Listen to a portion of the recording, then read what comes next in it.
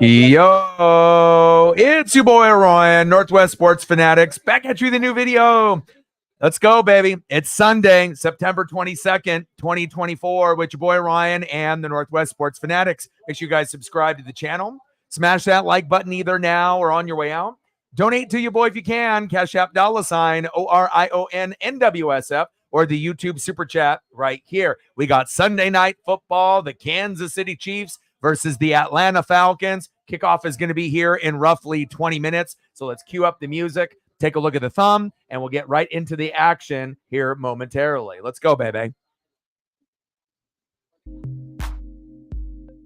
It's a very rough day. You know, not only did the Seattle Mariners lose to the Texas Rangers, I got absolutely obliterated in fantasy, and the Tampa Bay Buccaneers got blasted as well. So I'm 0 for 3 today on Sunday. So this is probably one of the lowest days that I've had in a long, long time, but I'm not going to let those losses affect me. And again, in fantasy, you never really know what's going to happen. It's all about matchups, and it kind of feels like today was Stranger Things and we were in the upside down, because you saw players that typically don't do a whole lot do everything, and a lot of the guys that we rely on to put up big numbers did absolutely nothing, and not only in fantasy but in real life. So again, you know, it's going to be, you know, one of those weekends where sometimes, you know, all your teams are going to win. Fantasy, maybe your favorite baseball team, football team, college football team. But there's going to be other weekends when you're just going to get shit on and you're going to lose in your baseball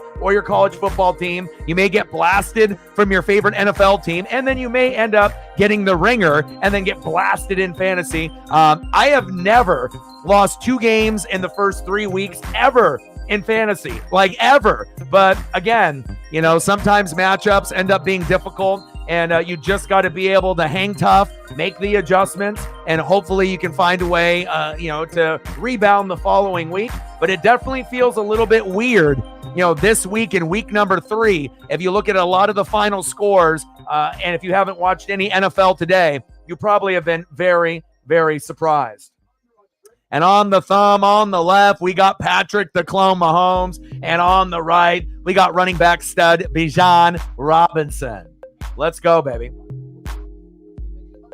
And like I said, you know, anybody can rock the gear when you win, right? But can you rock the gear when you lose, and you lose badly? And, you know, out of all the teams that ended up losing today, you could argue that Tampa's loss might have been the worst. You know, you're going against a team that's 0-2, but they were hungry. But it also shows you, if you have injuries on the offensive line and the defense, you can look like an amazing team in week 1 and week 2, have these injuries, and have a team that's more hungry, and then you get punched in the mouth early and you never can recover. So congratulations to Matt, as well as my best friend Justin, your Denver Broncos, and Bo Nix. Obviously, all us being Duck fans, it was nice to see Bo Nix finally get a dub, but I really wish it was not against my team, the Tampa Bay Buccaneers. Couldn't you guys wait until next week to get your first dub? Apparently not. The Broncos looked very, very good. They were aggressive on offense and defense, and that is the Bo Nix that I thought that we were going to see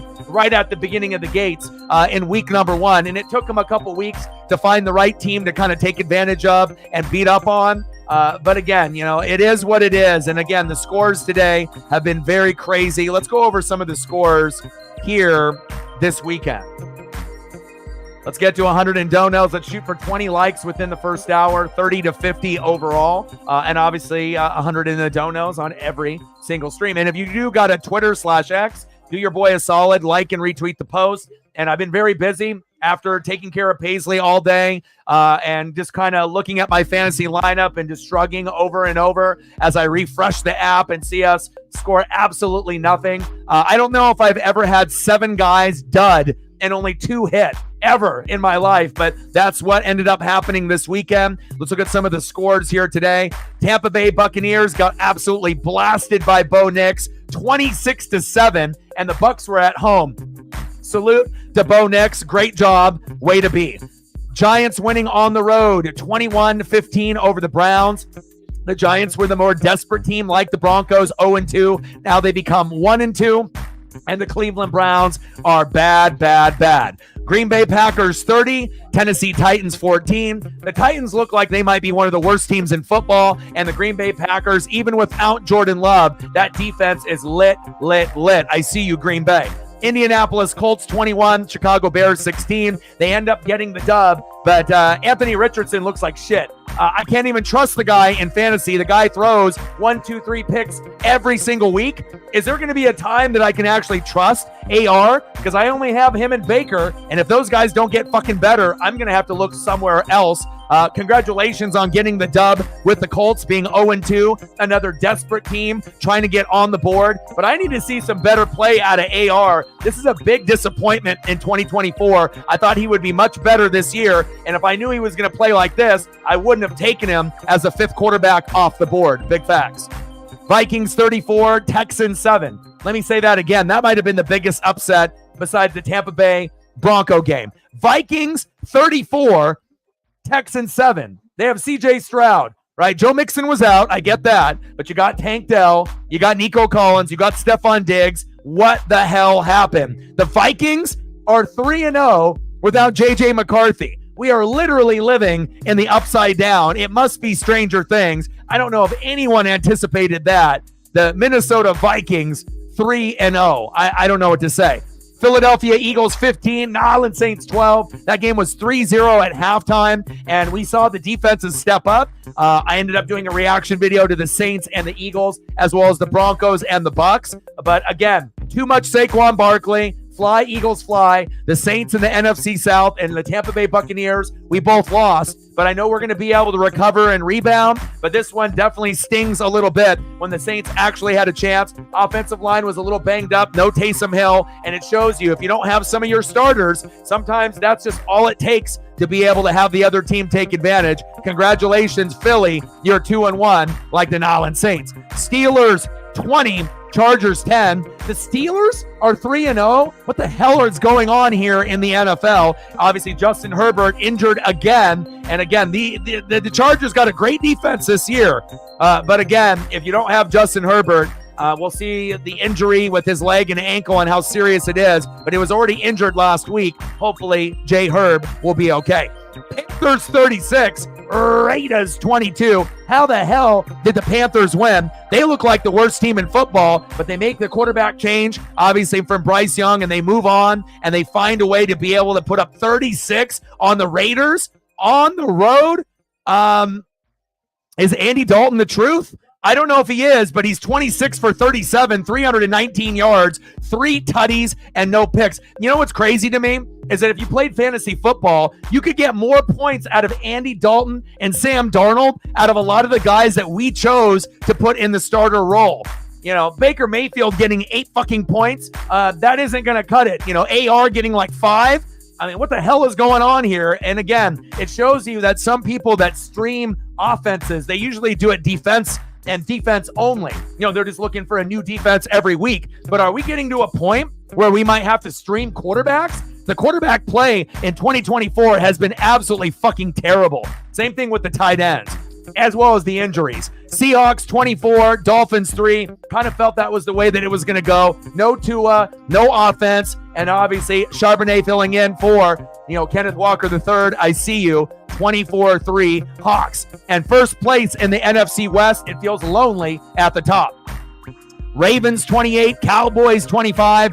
And again, another desperate team, 0-2. They need to find a way to get it done. And Lamar Jackson does just enough to get the win on the road. Ravens 28. We damn boys, Cowboys 25. Rams 27, Niners 24. And that one went down to the wire. And Kyron Williams is kind of like a Saquon Barkley. The Rams offensive line is beat the fuck up. But again, so are the Niners. If you look at all the injuries of the Niner individuals with Kittle and Debo and guys on the defense, it shows you if that kind of team can't stay healthy, they are going to start going down in the standings. Rams 27, Niners 24. Both teams now are 1-2.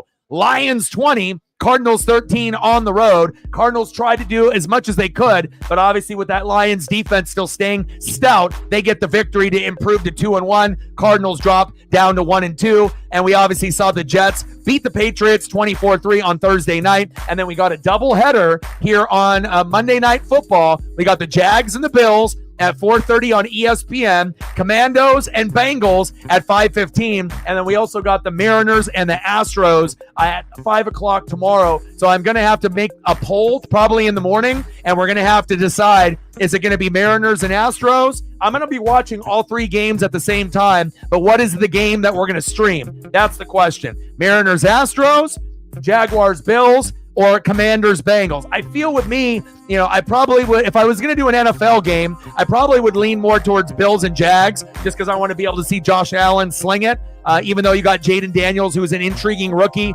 and Joe Burrow. And then obviously on the baseball side, Mariners, Astros. It's always going to be a very competitive series. We ended up not sweeping the Rangers. We ended up losing 6-5 in dramatic fashion late, which sucked. But again, we're still in it. We're starting to see the Royals, the Twins, and the Tigers kind of reeling. So if the Mariners can find a way to end up winning, the last six, I'm not saying that they can, but it could come down to the wire, and the Mariners do still have a small percentage chance to be able to make it in with the wild card. What a crazy Sunday. And again, this is probably the lowest day that I've had in 2024. The Mariners ended up losing today. The Buccaneers get stomped by the Broncos, and I absolutely get fucking torched by the last place team in fantasy. And I've never lost 2 games in a row this early in the season, and I have never lost 2 games out of the first 3 in fantasy. So it shows you how difficult it is, based off matchups, even when you have good players. And it also shows you that at any given moment, guys like Sam Darnold, right? Guys that you would not think that would be able to have big games, can do it. And I don't know if I'm going to have to start streaming quarterbacks and to start, grabbing, and reaching for guys that normally I would never roster. But if things don't fucking improve for my team, I am going to be in big trouble. And it shows you missing out on Cooper Kupp and Run CMC. That's 50 points a week that I'm missing. Those are 2 top 4 players at their position. Cooper Kupp was pacing to be a top 4 receiver all year. Christian McCaffrey could have been the number 1, number 2, number 3 running back with Saquon Barkley and a few others. And me not having those guys is absolutely shredding my team. And I don't know when those guys are coming back. But Nick Chubb, obviously I got him on the roster as well. He's been injured all year, recouping from the surgery. I need Nick Chubb now. I need Run CMC fucking now. And I need Cooper Kupp now. Otherwise, I'm going to start dipping in the standings, and I'm going to have to fight like hell just to get into the playoffs at the end of the year. Luckily, we have a long year, 14 weeks, and then we got week 15 and 16 is the playoffs. But the way that my team is trending, it is not good. Let's go, baby. Let's get to 100, baby. Let's go. DX in the building. What's good?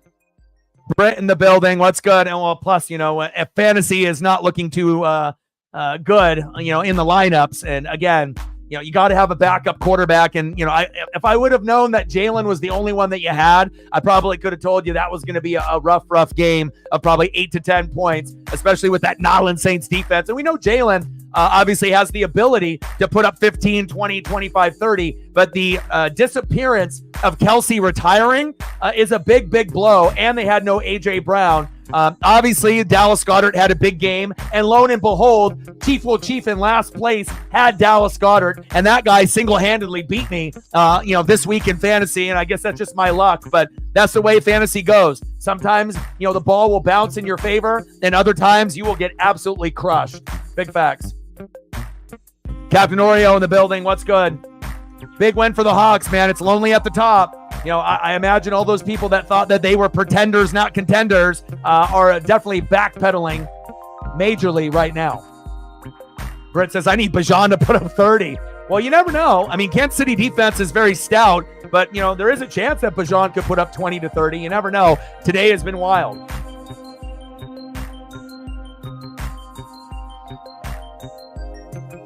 You need 34 between Kelsey and Bijan. Oh, man. So that would mean that you would need 100 yards and a touchdown out of Kelsey, and you're going to need probably 2 to 3 touchdowns out of Bijan. Man, oh, man. Yeah, the Saints lost too, but again, they played in the Eagles, and the Eagles are actually a decent team. The Broncos aren't a playoff team, and I was actually at home and got absolutely obliterated, but it shows you no Vita Vea, no Antoine Winfield Jr., and I was missing a couple starters on the O-line, and that's all it took to get my ass kicked here today. And I'm not feeling too hot. I'll be honest. It was very rough today. Probably the worst day that I've had in 2024. Mariners losing, Bucks losing, and then my fantasy team losing. That one probably hurt the most. We got a Falcon fan in the building. Kaiju in the building. What's good? Finley in the building. What's good? Hey, man, I imagine it feels pretty good. You make that quarterback change, and all of a sudden you end up putting up monster numbers like that. I think even Panther fans couldn't even believe what they were seeing. And I don't blame you, man. But again, sometimes you just need to be able to change things up. And when you change things up and you play a team that maybe was overconfident, I guess that's how it goes. Andy Dalton and Sam Darnold this week are superstars, and guys like Baker Mayfield and Jalen Hurts are just ass. So I guess that's just how it goes, but it's all about matchups. Nice dub for your Hawks.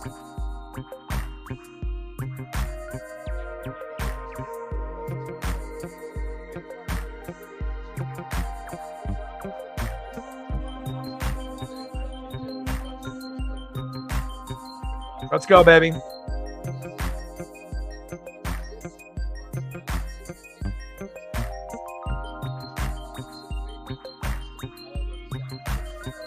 All right, if you haven't smashed the like button yet, please do. We need 2 more to get to 10.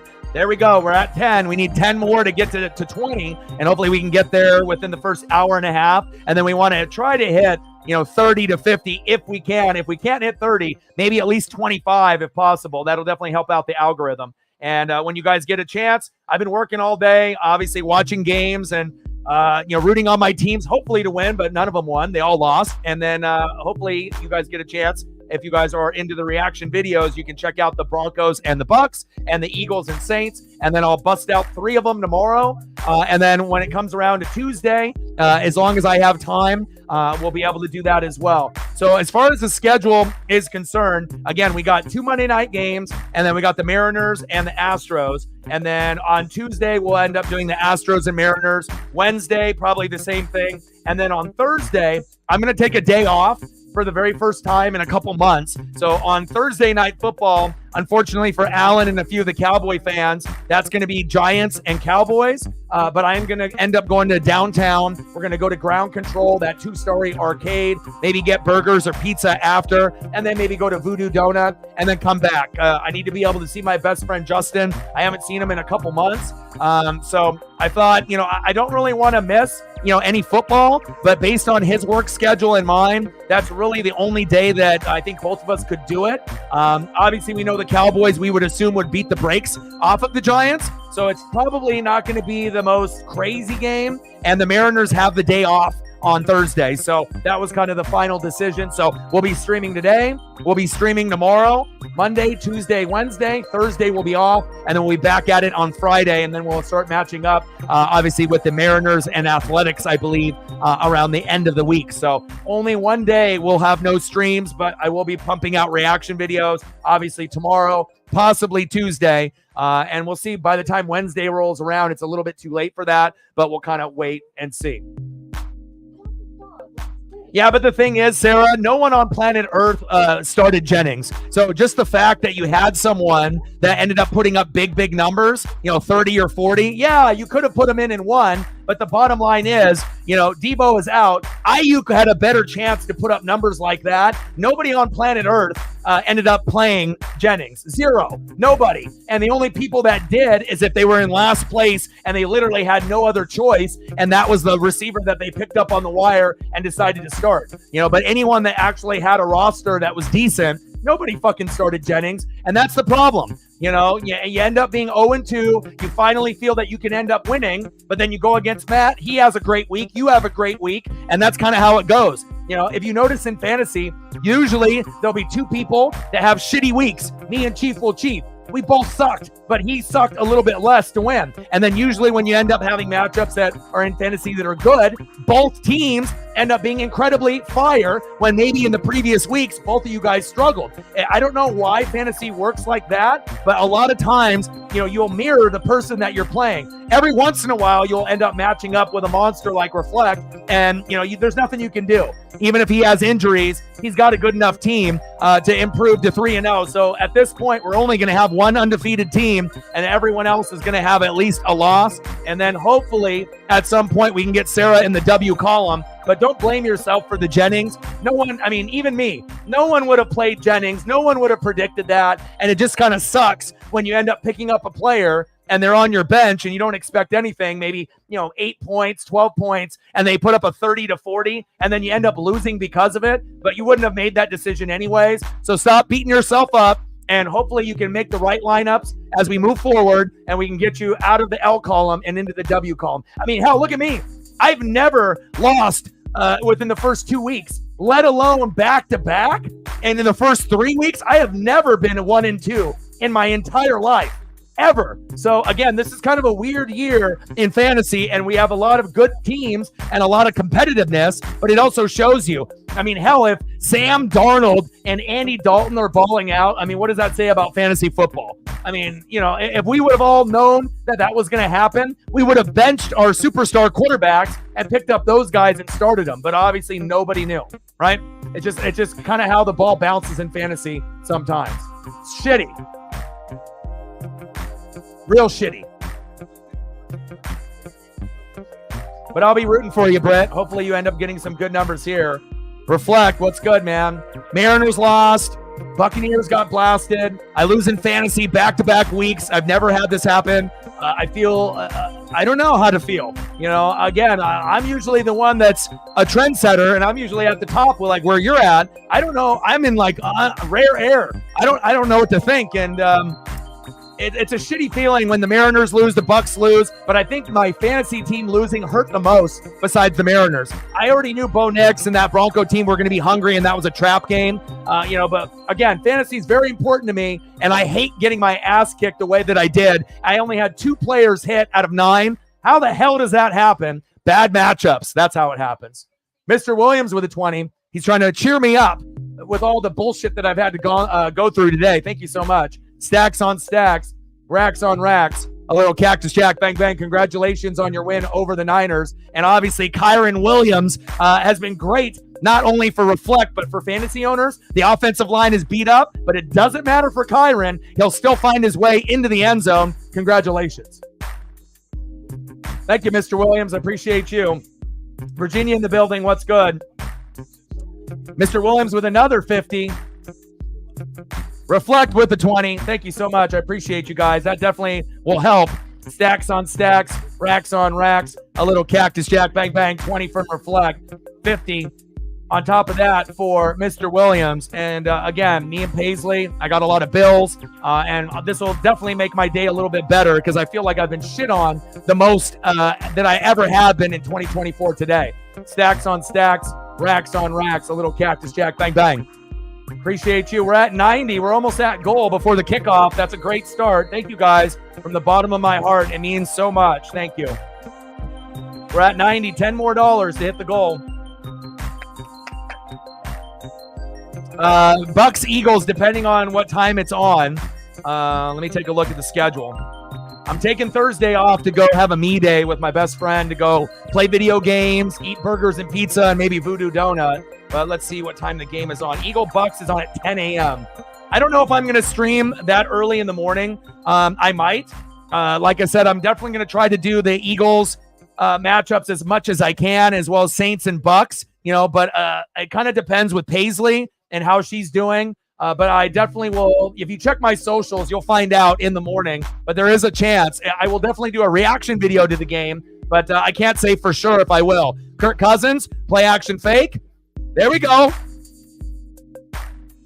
First down, Falcons. DX with a 10er. Appreciate you. Thank you so much. Stacks on stacks, racks on racks, little Cactus Jack, bang, bang. I really feel that we're in the upside down in Stranger Things. Because again, if we're going to get guys like Sam Darnold and Andy Dalton balling out, I don't know what to say, but I guess this is the world that we live in. The best friend, but I need my best friend. I need Cooper Kupp. And again, no Cooper Kupp, run CMC. It's killing my team. I have never been 1-2 within the first 3 weeks. Never. And again, I know that I can bounce back once some of these guys end up getting healthy. But I am so disappointed. This is probably the most disappointed that I've been in fantasy ever this week. I have never had 7 guys shit the bed as badly as the team that I had today. And even my bench shit the bed. Like, I didn't even have anybody on the bench that I could say, well, O-Dog, you fucked up. You're an idiot. But if you would have put in this player, maybe you would have won. I didn't have anybody that I could have put in to make a difference, And it shows you when you have red matchups that say red number 1, you don't fucking play those guys if you can't. If you can have another option. Second and inches, man in motion for the Falcons. Cousins, play action fake. Got plenty of time. Floater. Woo! What a catch. Oh my. First down, Falcons. Okay. Dirty Birds. My goodness. That was big, right? That was big. And I know your Kyron numbers, and I know you were worried about Nico and a lot of the numbers that were low at the beginning. But again, you got a great team. You got enough, guys to step up at the time, and you and Captain Oreo were going at it. But again, it just shows you matchups are everything. And sometimes, the NFL can be the most unpredictable sport, and that's why we love it. But we also at times hate it, especially when you get blasted in fantasy like I did this week. I'm embarrassed. It's like I have a standard to withhold, for, being the, manager on the channel, with the team, and, to be able to kind of set the example the right way. But I guess, every individual, even if you end up being one of the GOATs, ends up sucking at fantasy at one point or another, for a few weeks. Shotgun set, second down and 11. Nice underneath route. Falcons definitely gaining some momentum after beating the Eagles in week 2. And they look like they're trying to take it at Kansas City, and I like that. Let's go. Yes. What about your boy Shohei Ohtani doing Shohei things, man? Crazy. Not today, bot. We've already gone through 2 bots. And we ain't talking the ones that I like the Autobots. Get out of here. Handoff. There we go, Bijan. There's a chance that Bijan could score 2-3 touchdowns tonight. I know that they're kind of throwing the ball around, but it kind of just depends on, if it's a goal line look. And I know that the Titans were already going to fuck me at the beginning when I ended up putting in Pollard for James Conner. I ended up getting more points, like 4 to 1 or something like that. But the thing that pissed me off the most, and I knew that I was going to lose this week, is that they got down to the 1 yard line, and instead of handing it off to Pollard like they do 99% of the time, they went for a pass. Thanks a lot, Levis, you idiot. And that was the end of me. Nice stiff arm.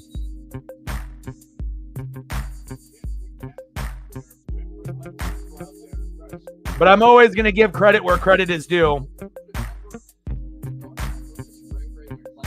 But I feel like such an idiot and like an amateur. And I already knew I had a lot of red matchups, but to hit 84 points, what the hell is that? Baker, 8. Tony Pollard, 5. Mason at running back for the Niners, only 10.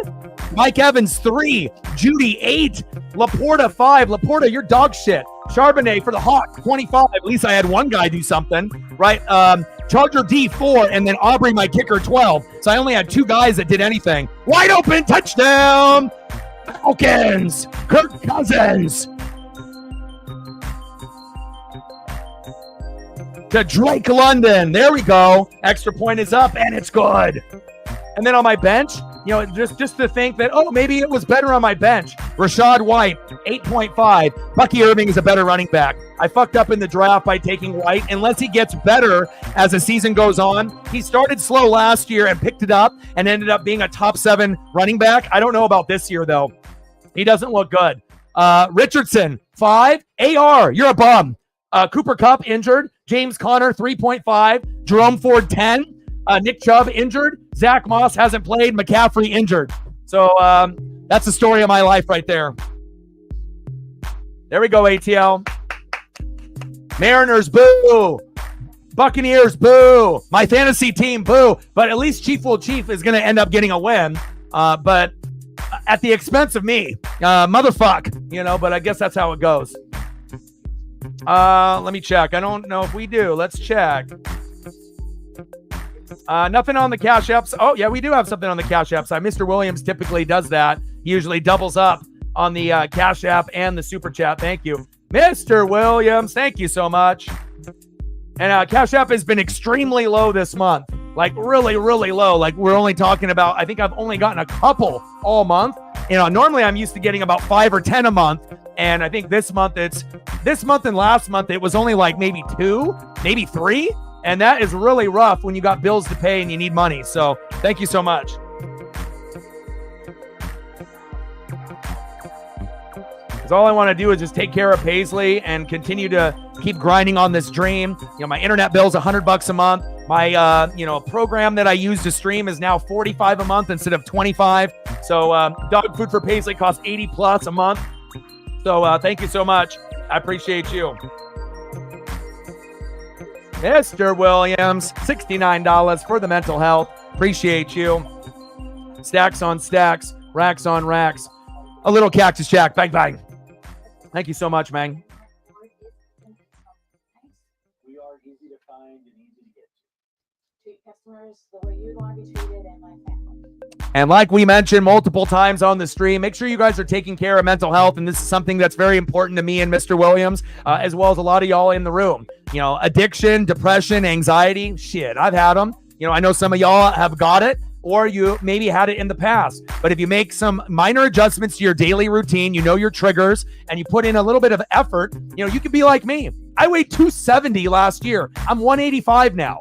It takes a lot of effort, and I'm not saying that you got to walk and exercise as much as me and Paisley for an hour and a half to 2 hours, 7 days a week for a year. I don't expect anybody to do that, but if you push yourself, you can get the results that you want, right? I stopped eating fast food and drinking soda, and that's made a huge difference in my life as well. The diet is huge with the exercise. You feel better, you look better, and you end up winning the day. Make sure you're listening to 30 minutes of music every day as well. That's helped my mental health. And make sure you're spending your time in a safe place that you obviously feel encouraged and motivated here, like the NWSF. And if you do these basic things, it'll help you win the day.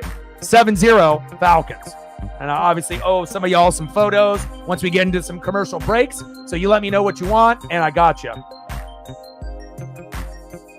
Yeah, and I could just see it slipping through our fingers after I got back from a walk with Paisley. And as soon as it was 5-5, I said, shit, this ain't good. And then, of course, Marcus Simeon, little bitch ass, ended up having to win the game for them, and we couldn't get the sweep. So, obviously, the Rangers love beating the Mariners. Oh, Twins dropped the second of the double dip? Okay.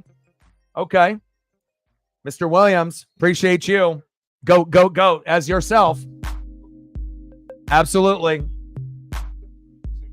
Your trigger is suck-ass fantasy. Well, we're going to both be in that as well. First down and 10. Mahomes. Pass incomplete to Rashee Rice. And again, I am so competitive, just like Britt. Having my favorite teams lose should be the priority, but my fantasy team losing is actually making me more angry right now than the Mariners losing and the Bucks losing. I get it. Bo Nix, good for him. Good for Matt. Good for my best friend, Justin. Mariners, that one obviously is up there for me too, because we needed that game so fucking desperately and we let it slip through our fingers. But man, fantasy losses really fucking irk me, because I spend probably the most time out of anybody on planet Earth on the app. 4 hours a day, researching, looking at all the guys on the wire, spying on all your guys' fucking players. And for me to put up a goddamn shit number like this week and last week, it's embarrassing. And hopefully I can get back on track.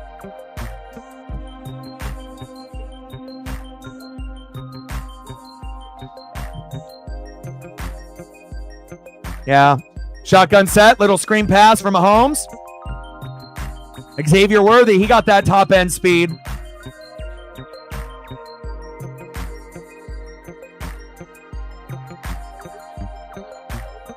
Yeah, but it also depends on if you've been hit with injuries. And I feel like if you're one of those teams that got hit with injuries hard, yeah, you're probably 0-3 or 1-2. I mean, it's not something that you can really recover from. Like, how am I supposed to recover from a top 4 receiver like Cooper Kupp and maybe the number 1 running back besides Saquon and CMC? Guy averaged 25 points a game last year. If I would have had that, with Cooper Kupp, and I would have gotten 40, 50 points a week, yeah, I'm probably 2-1 or maybe even 3-0. I'm definitely not fucking 1-2, but that's how the ball bounces. And I just got to hope that those guys get healthy and I can use them this year. Otherwise, if not, I might be in trouble. I mean, I still got a lot of depth in certain spots, but even if you got a lot of running backs, doesn't mean they're going to hit. And it seems like the quarterbacks, running backs, and tight ends have been very bad this year, like a lot worse than normal. Man in motion. Little screen pass to Travis Kelce. Nice tackle by the Falcons. Improved defense for Atlanta. I see you.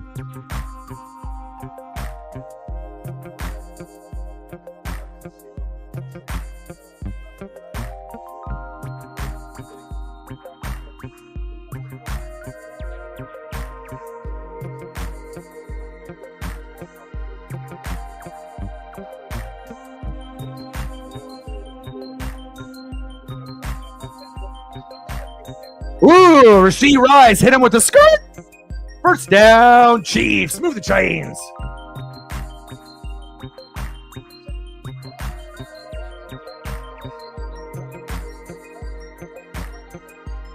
And I really fucked up taking Sam Laporta. If I would have known that they were going to fade Laporta and not even use him this year, I could have went Trey McBride or Brock Bowers and been fine. But of course, I fucking take Laporta after being great last season, and the guy's getting like 3 to 5 points a week. That is not going to cut it.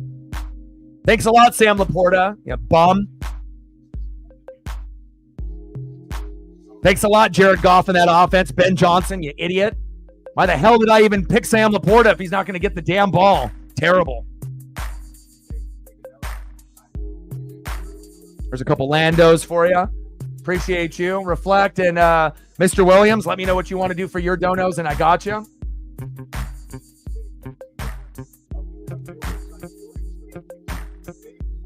Yeah, but still, he's been much better than 99%, of the other, tight ends. He had the most receptions out of any tight end in the first 2 weeks in NFL history. So, I'll take that. I mean, 7 and 8 aren't really good, in tight ends, but again, when everyone else is getting like 3 and 4 and 8 feels like a 10, it's a win. Even a 7 is considered a 10. I feel like numbers are way down. So even though 7 and 8s are still kind of shitty at the tight end position, I mean, it's a lot better than my Laporta getting 3 and 5 points a week. I mean, hell, give me 7, 8, 9, 10, and that's not good either, but it's better than what I'm getting. What did Trey McBride end up getting today in fantasy? Because obviously those are kind of the two up-and-coming tight ends. Kelsey's out there. Kittle's injured. Andrews isn't doing shit. A lot of the, normal tight ends, normally Kelsey, Kittle, Andrews, the main ones, are kind of not really being involved in offenses this year. It's crazy.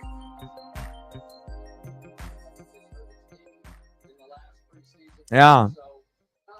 Well, it shows you if you got, Andy Dalton for the Panthers or Sam Darnold, who would have thought the Vikings would be 3-0? I mean, I'm in the fucking upside down in Stranger Things. I thought Stranger Things fucking season 5 wasn't until like next year, but apparently we're living in it right now. 5.5. Okay. But, tight end position really, I mean, Kittle did pretty good, obviously in the first couple weeks, obviously injured this week. I'm not sure who the number 1 tight end is so far, but maybe Kelsey will be that guy. I don't know. We'll see. 3rd down and 1, 7-0 Atlanta. Mahomes, hands off. Oh, good tackle. Did he get enough for the first, though?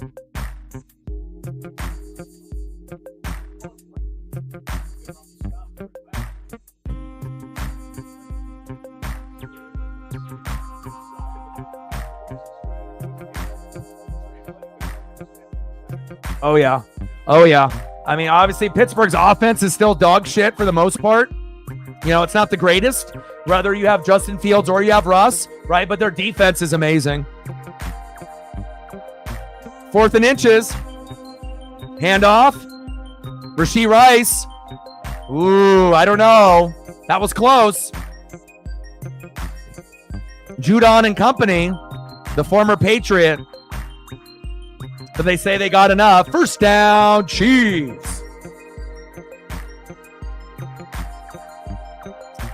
Yeah, Toby, your Jags have a chance, but I don't know if you're going to be able to beat the Bills. I mean, again, they kind of did, addition by subtraction. They got rid of Gabe Davis. They got rid of the cancer, Stephon Diggs. The offense is better. Hell, they lost like 5 starters on defense, and their defense is better. I don't know how that works, because normally when you lose that kind of talent, you end up being worse. But the Bills look like a better team without those players on the team anymore. You know, obviously, at least with Diggs and Gabe gone, but defensively with Jordan Poyer and company missing out on some of those guys may end up biting them in the ass later in the year, but they haven't really felt the pressure of losing those guys on D just yet.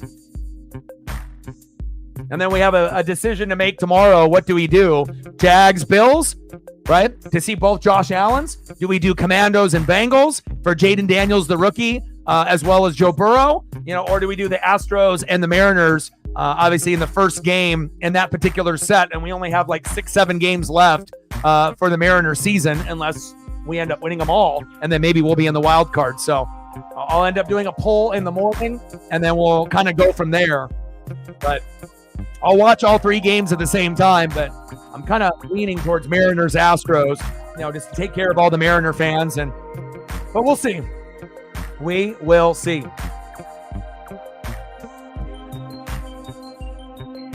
Yeah, for real. Finally, he ended up, having a game like he did when he was on Perks.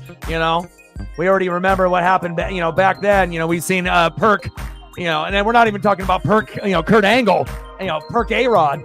We've seen him, wheel and deal, obviously having, a little bit of extra oomph, for whatever injury that he might have. And, not every player can play, on painkillers and whatnot, but we've seen Brett Favre and A-Rod definitely take advantage. We're at 169, 31 to go. Like, sub, donate, comment, share. If you haven't smashed that like button yet, please do. And anything that you want for photos, regardless if it's baseball or football, Mr. Williams and Reflect, let me know. We're at 16. We need 4 more likes to get to 20. And thank you guys so much for your support today. I didn't really know where we were going to be at, dono-wise or likes or subs. I busted out a couple reaction videos. I tried not to, get too down, with my fantasy team getting fucking crushed and the Mariners losing and the Bucks losing. I'm always going to keep it 100. I'm not going to be a hater. I'm going to make sure I give credit where credit is due. And I'm still rocking the gear. And again, anybody can rock the gear with a big win. But when you get your ass kicked and you can still wear the gear, that really shows how hardcore of a fan you really are. Me too. Appreciate you.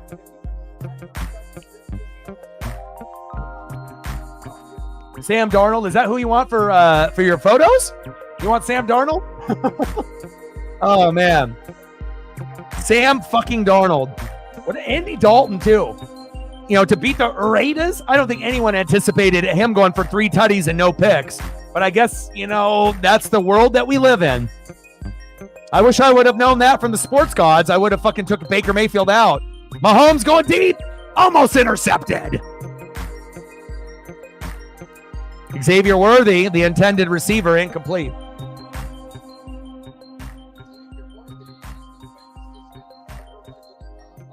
All right, Darnold, Watt, and then Rodgers. Okay, I got you.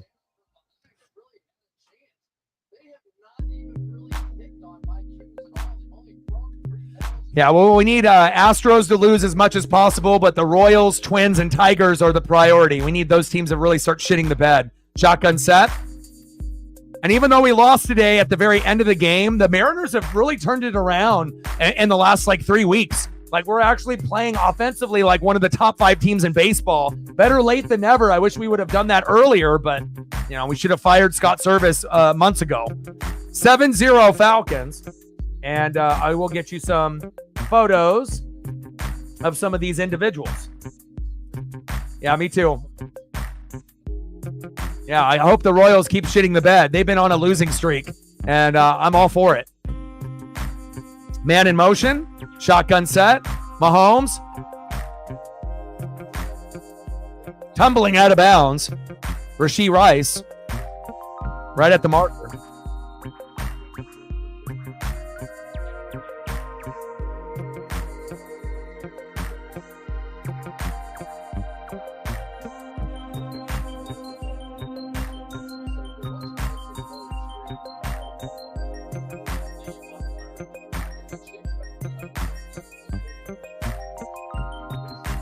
And off.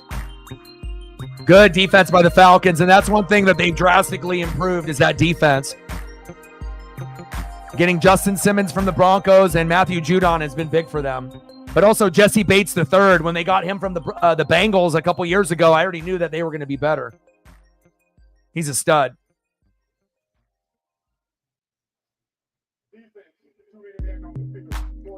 Defense, too many people on the field.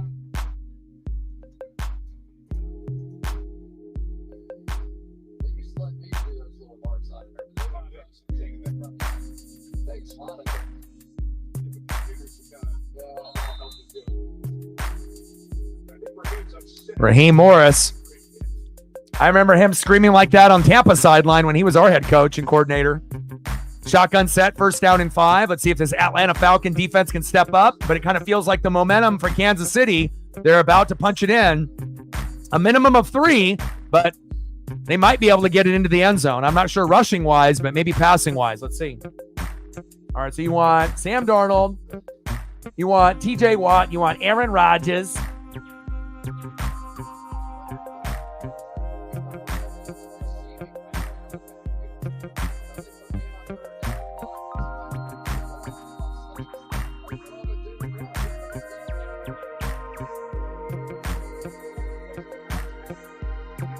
Justin Watson into the game. 2nd down and 1. Carson Steele, kind of built more like a fullback, and we're still going to have to wait for Kareem Hunt to learn the playbook, but at some point later in the season, Kareem Hunt may be the number 1 or number 2 with Carson Steele. How much time do I have with you, Mr. Williams? Are you going to be here for just a couple minutes, or are you going to be off to work, or do you have plans? Sam Darnold just looks weird in a Viking uniform, but it's working for them. TJ Watt, one of the best defensive players on planet fucking Earth. And Aaron Rodgers there in the Jets. Still looks a little weird in that uniform, but he definitely played well against the Pats. Little check down to Carson Steele.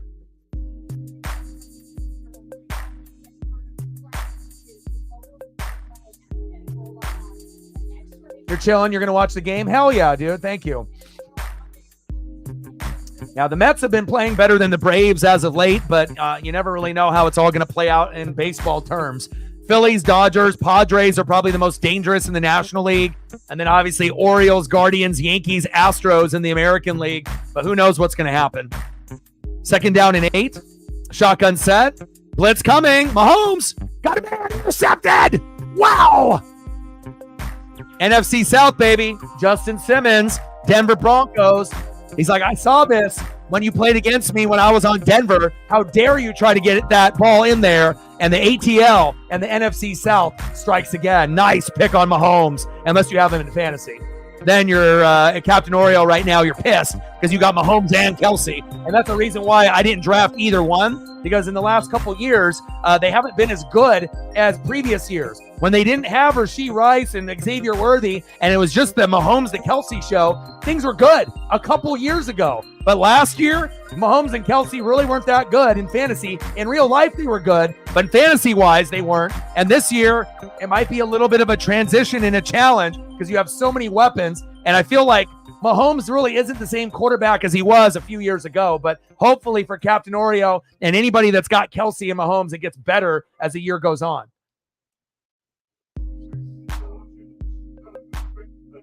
I'm going to throw up some Shohei Ohtani for you as well. Incredible things. You know, Shohei Ohtani is doing things where he might be the best baseball player to ever live. Like, you know, we talk about Babe Ruth, you know, being like the standard, you know, but Shohei Ohtani is doing things that not even, you know, Babe Ruth did. And not on top of that, he's injured.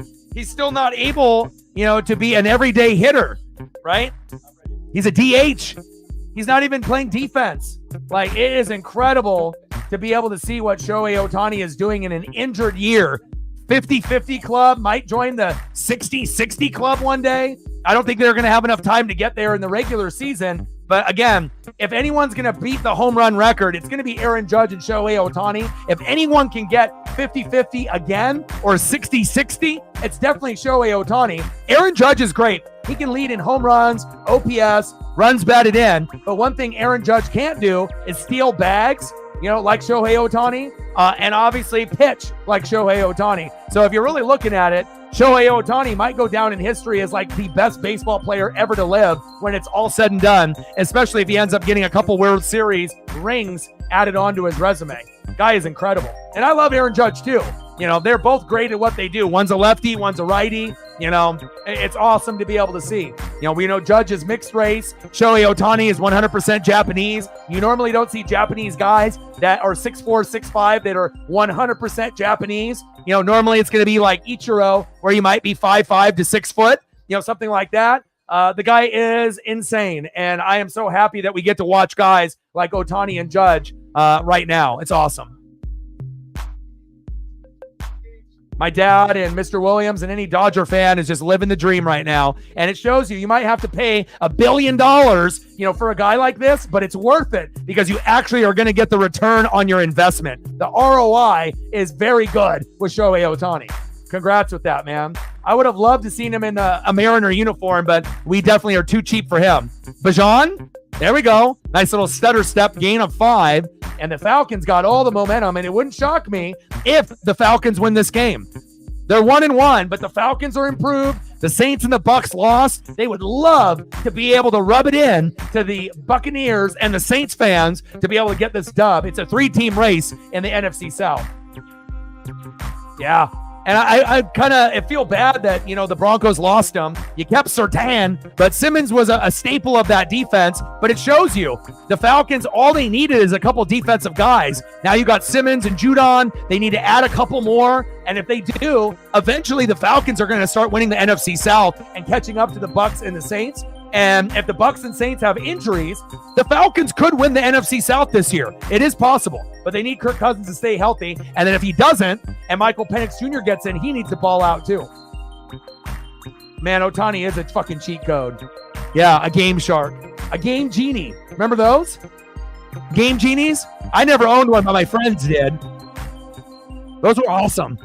You put that Game Genie on, you had it for like a, Nintendo or like Sega, and then you could get like all the codes. And then I remember like the Sega Network came out, and there was one rich kid at my school that had it, and I couldn't believe what I was seeing. It was like the birth of the internet happened in 95, and it was just like a couple years later, and the Sega Network let you play all these Sega Genesis games online with other people. It was mind-blowing because you never were able to do that with a system, other than a PC back in the day. Wild.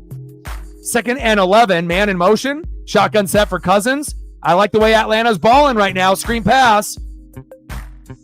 And good defense there by the Chiefs. Nick Bolton.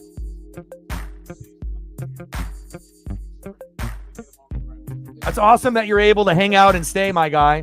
I always like to be able to, see some of the GOATs, even though that they're busy, come through. And thank you so much for your generosity, man. Like, we get some people that will come and go, but we have some people that, are family. And I feel that, everyone wants to have more people in the room, more subs, more views, more donos, more growth. But at the same time, you have to understand who your tribe is. And I'm really proud to have the people that are in the room right now, as well as the people that were in here earlier as part of this tribe. You guys are awesome. I couldn't ask for a better bunch.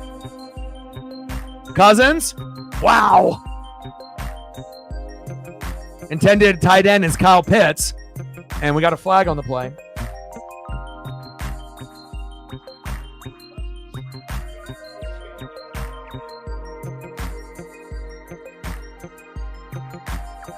See who the flag is on. Very intense first quarter. Yeah, I really enjoy Justin Simmons a lot. I love the way that he plays, and then pairing him up with Jesse Bates III. That's amazing. And Judon. They got something cooking in Atlanta in the ATL. Oh, Bajan with the penalty. Alan in the building. What's good, man? Tough loss to the Ravens. Again, I feel like we're living in Stranger Things and the upside down. The Cowboys always play good at home, and they just weren't able to get enough against Lamar, against an 0-2 team. But, look at me, dude. I fucking lost to the goddamn Broncos at home, and I got obliterated, only scored 7. So I know that Cowboy loss stings, but at least you're not me right now. I had the Mariners lose, I had the Buccaneers lose, and I got absolutely obliterated by the last place guy in fantasy all in one day. Today is not a good day for me, but to end up having the support and the donos and the love is definitely making up for it. Nice tackle. Thank you, man. That means a lot. End of the first quarter, 7-0 Falcons. All right, I got to get you some like Kyron and some Rams photos too, bro.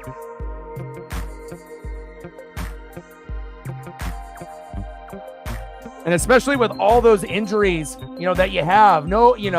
Cooper Kupp injured, Puka injured, offensive line injured. So many guys on injured reserve already. The team is in turmoil and despair. And then to be able to still have a stud like Kyron, do enough to get you the dub.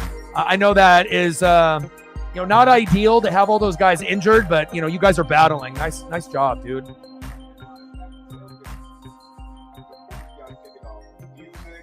Best friend, new best friend. Sunday night. Did he just snatch my segment?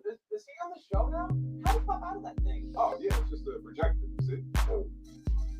And it shows that Kyron Williams' fantasy value, just like last year, is very, very good. I tried drafting him, but Reflect got him before me, and I really wanted Kyron on my team. And I really wish I would have been able to grab him. Even with these problems on the line, he's still able to get it done. What a stud.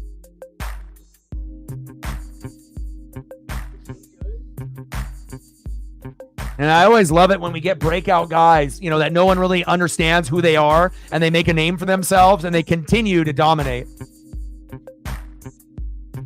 Appreciate you, Mr. Williams. And just for good luck, I'm going to throw up some Cooper and some Puka because we need them back. It's not the same without having them, not only on my fantasy team with Cooper Kupp, but just watching them play. They are amazing.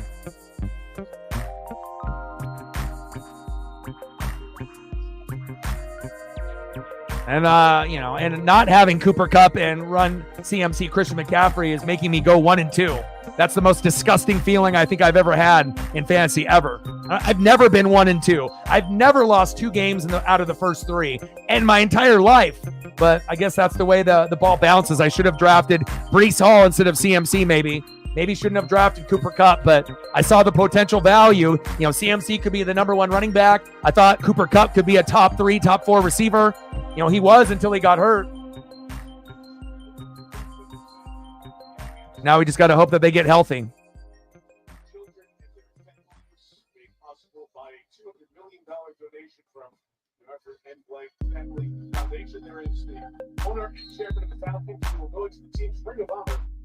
Best friend. It's me and Mr. Williams. Best friend. Appreciate you. Some studs right there.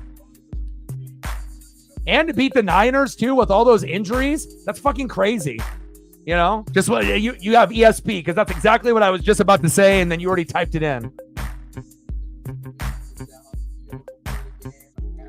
Yeah, not only did you send that to me, I just saw that on my phone because I've been real busy today. I haven't really been able to go through all my socials. But who else sent it to me? Lenny D ended up sending that same video to me as well.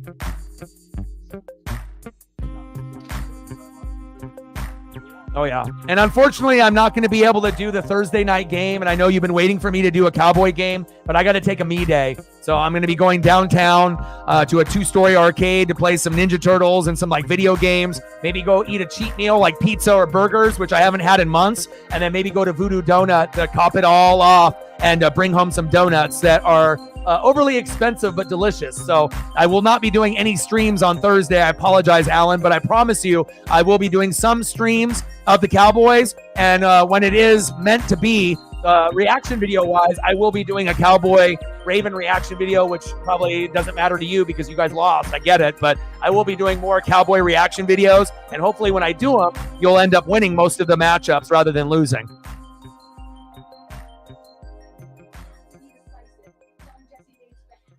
T.Y. Hilton, yeah, that's my house, he said.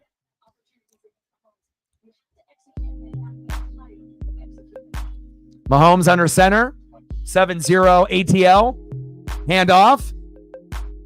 Carson Steele, ooh, he's physical, but hey, that Atlanta defense has got a different type of swagger. And if you're not familiar with NFC South ball, you will be. I mean, hell, if the Panthers can fucking start winning games on top of that, it might be the most surprising division in football, where no one really thought anything about the NFC South. Obviously, the Bucs and Saints both lost this week, and will the Atlanta Falcons and the Panthers win while the Saints and Bucs lose? We'll see. Screen pass.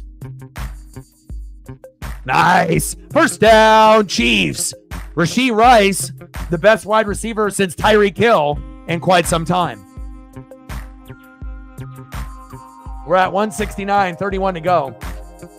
Yeah, I think everyone is shocked. I mean, no one thought Andy Dalton is going to play good ball, and Sam Darnold. It's not like they're terrible, terrible players, but they're just kind of guys that lost their starting role and backups. And most people would think they would throw 1 touchdown and 2 picks or 3 picks, or at the very best, 2 touchdowns, 2 picks. That's an Andy Dalton, Sam Darnold performance. But apparently, both guys didn't get the memo, and they're trying to play like vintage Tom Brady. And I guess that's what we're getting.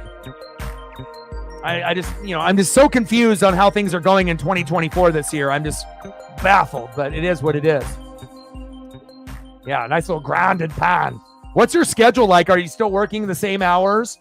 Are you still getting, kind of the runaround at work? I hope things are going better for your personal life and at work. I know things are, a grind for you and also Shep. And it's just kind of bad, and shitty feeling when you feel underappreciated and not like, love for the hard work that you're putting out there. But hopefully things are going good in your personal life, and hopefully things are going good, obviously, for your business life as well. Samaje Perine there with the carry.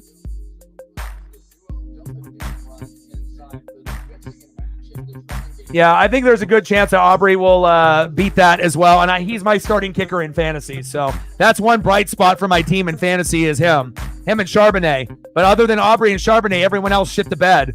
I've never had 7 spots out of 9 do terrible. But I guess there's a first for everything in life, right? 4 tutties for Darnold. Really? So he had, 3 in the air and 1 on the ground? He even rushed in for a touchdown. I haven't seen the highlights yet because I'm going to do reaction videos, but golly. 8-4. Nice. Congrats on that. Oh, big hit by the Falcons. And then, just let me know how you're feeling, after work on how things go. And again, if you're not able to be on time for the streams, just give me a heads up, and then I can have someone else help out. DX, Sarah, if they're available, Elliot, and then we'll go from there. But just keep me posted with your work schedule. Congratulations on your new job. You'll be able to earn your new money. And I know work sucks, but again, it'll teach you responsibility and hard work. And again, it's better that you learn it now until, waiting till you're older to be able to get your first job. Mahomes. Pump fake. Down the sideline. Justin Watson with the catch. Yeah, they just need to be able to clean up the mistakes early on. Dak needs to be better, as well as the rest of the team and the defense, right? Under 200, but 4 tutties. Yeah. I wish Baker Mayfield would have fucking done that. Man. I got Baker and I got AR, and both stink. I mean, Baker was good the first 2 weeks. He was the number 1 rated quarterback, but to put up a fucking 8. And then AR was great week 1, but he's been terrible in the last 2 weeks. And I know defenses have been very good against them, but I need AR to be the player that I drafted him. I drafted him as the 5th quarterback, in the draft to be the guy that would get me 2 touchdowns in the air and 1 on the ground. And I know the defenses have been tough the last couple weeks, but he has not been accurate and he hasn't been good. And if they didn't have Jonathan Taylor, they would be 0-3. I'll tell you that right now, and I know Sarah knows that too. You know, Jonathan Taylor is the saving grace for the Colts. And hopefully he gets better, but not what I expected by picking him. You know, I could have went Burrow or someone else, and I'm very disappointed in AR. You know, out of all the players that I drafted, that might be the biggest disappointment for me. And again, if Sarah would have picked AR and I wouldn't say CJ Stroud, then obviously you're going to have ups and downs with CJ Stroud as well.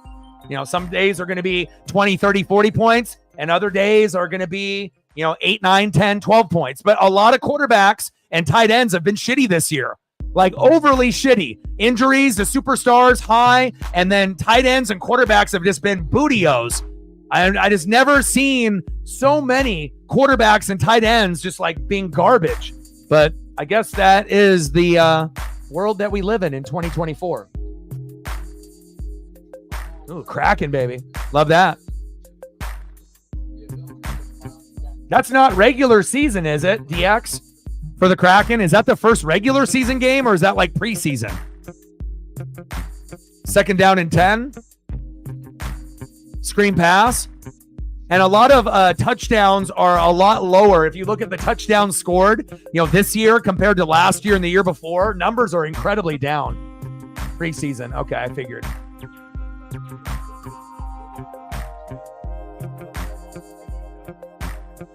And I turn the fan on here.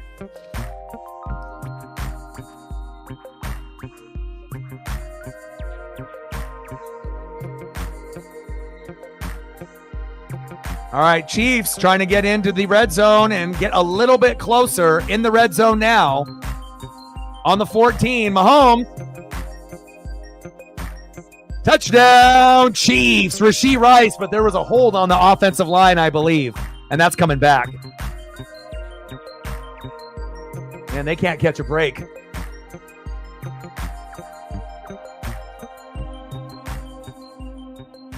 Juju Smith-Schuster and McCole Hardman have just disappeared. Remember when they used to be good?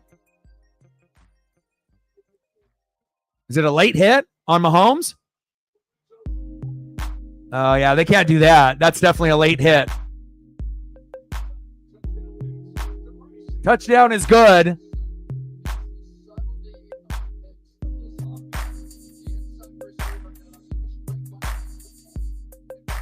That's a good feeling for Rashee Rice owners.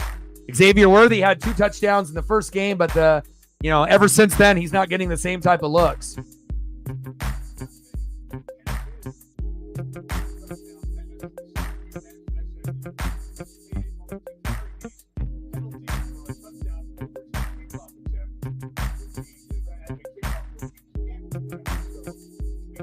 Extra point is up and good. We're knotted up at 7, baby. Tutty.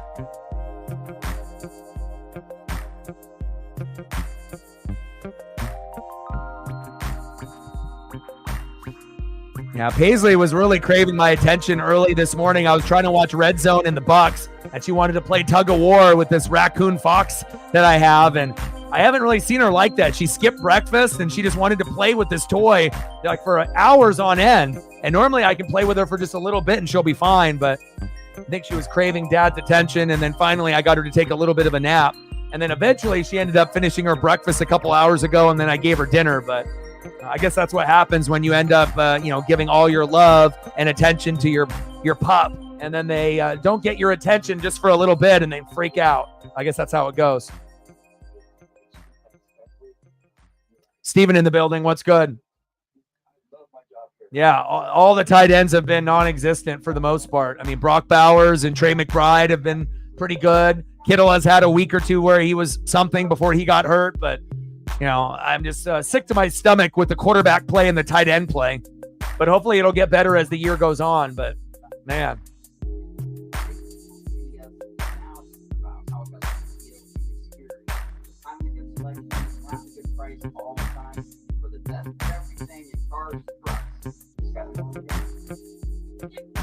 I gotta go grab my drink here out of the fridge.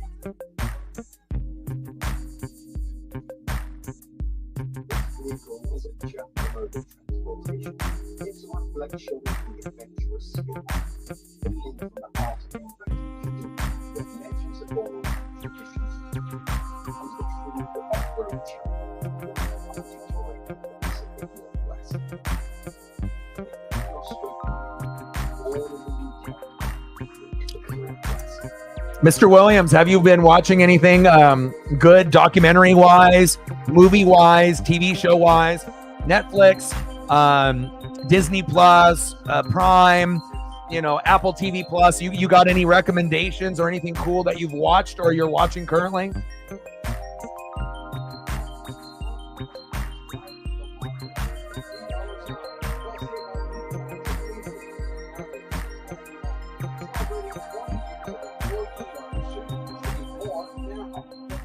And I was supposed to get paid, by YouTube on Saturday. But if you get paid on the 21st and it lands on a Saturday or a Sunday, you got to wait till Monday. I thought it was only for Sundays. You had to wait till Monday. So, when you only get paid once a month, and Cash App and Venmo has been extremely low with support, and then having to wait a couple extra days, man, pretty rough. But at least, that'll come in tomorrow, and then I can pay the bills and take care of Paisley, take her to go get her body washed and her nails trimmed on Tuesday because the groomer location that I go to is closed. So I'll have someone as an assistant, trim her nails up and Dremel them, but I'll wash her myself. And I've been waiting to do that here for a while. But I appreciate the support for all the people that have liked, sub, donated, commented, and shared. Shout out to Mr. Williams, DX, and Reflect for their generosity today. Appreciate it. Ooh, homemade enchiladas sounds amazing. Tulsa King, Paramount Plus, nice.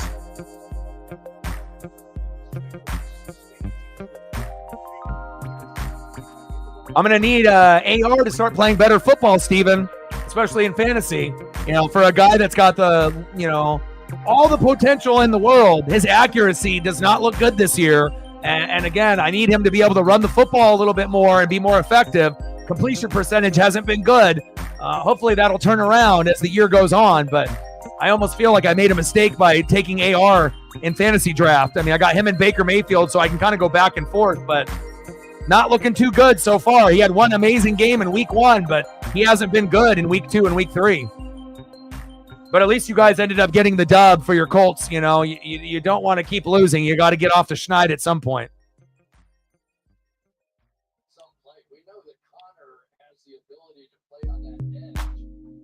Stallone, Sylvester.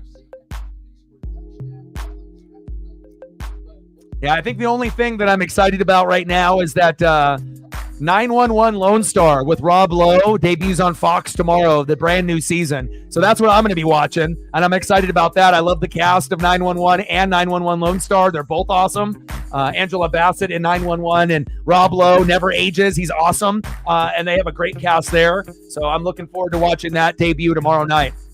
But other than that, that's kind of on tap for me.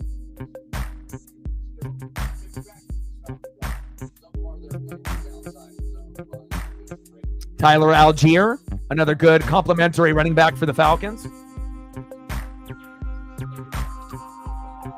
I mean, I need AR to be running for a touchdown and throwing for 2 or 3, not having a problem throwing, completions, let alone touchdowns, And I don't want him to get hurt and to run too much, but, for a guy that's built like Cam Newton, pass down the sideline, incomplete to Drake London, but I just, we haven't hit his full potential yet.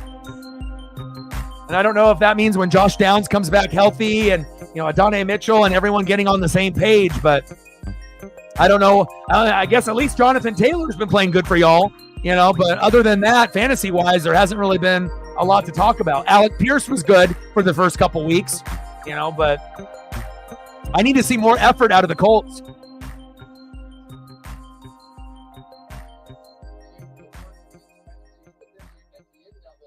Rob Lowe's a vampire? Yeah, for real, though. He doesn't age at all.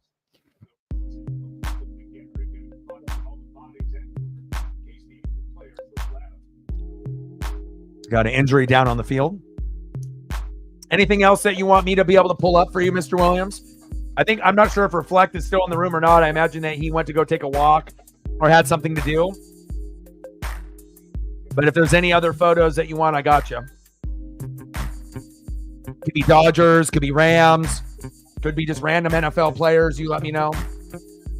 Let them know. Like, sub, donate, comment, share. Again, if you got a Twitter/X, do your boy a solid and like and retweet the post. And if you haven't smashed the like button yet, please do. Help us get to 30. Yes, they need to get Pittman the ball more too. I totally agree, and it's just kind of a weird season the way that it started. But also, let's be honest, the Colts have faced some tough defenses. So when you play tough defenses, it typically will take, the offense out of the game, and that's what's happened. We need one more like to hit 20. So if you are in the room and you haven't smashed the like button yet, please do. We're at 19. We need one more to get to 20, and then we can hit the algorithm, and then hopefully we can hit 30 before the stream ends. But we're at 19. Thank you so much. And thank you to Matt and Sarah for the support on my reaction videos on Twitter/X, as well as just in general. If you can like them, leave comments on them. Obviously, I normally get 3,000 to 4,000 views on a Saints reaction video, but since they lost this week, I imagine a lot of the Saints fans are pissed and they're not going to want to watch it or like it for me. And again, you want to be able to get support from a fan base, but I get it. Sometimes when you lose, it's hard to go back and watch a highlight package, even if you like to represent a YouTuber. But again, I highly doubt I'm going to get the same type of views on that video. Maybe we'll get more Eagle fans to watch it, but I'm not going to hit the 4,000 views on a Saints reaction video this week. Now, if they would have won, I would have. But since they lost, probably going to be much lower. I got you.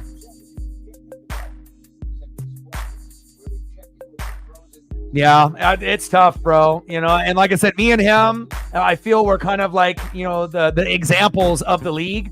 And again, he's the only one that I feel that kind of plays like me. And he hasn't really been hit with too many injuries, Mixon and Njoku, but he's got enough wide receivers. I mean, hell, if you got 3 of the top 6, and normally that's what I have, 3 of the top 6 running backs or 3 of the top 6 wide receivers. And if you can keep those guys healthy, you can kind of run with those. But also his big thing typically is having Jalen Hurts. He's had him in back-to-back years, and even though it's been a tough matchup for Jalen this weekend, he had Kyler also. So, it's going to be tough, but Reflect won't go undefeated either. He'll end up losing a game or two, but definitely that's the team to beat in fantasy this year. It's usually me or him, but I'm not there right now. I'm 1-2, and it's going to be Reflect as the only team undefeated at 3-0. Sarah with $1. Appreciate you. Stacks on stacks, racks on racks, little cactus jack, bang, bang. Let me know what you want. You want a Colt player? Let me know. I got you. But I watch so many teams play, so it's like,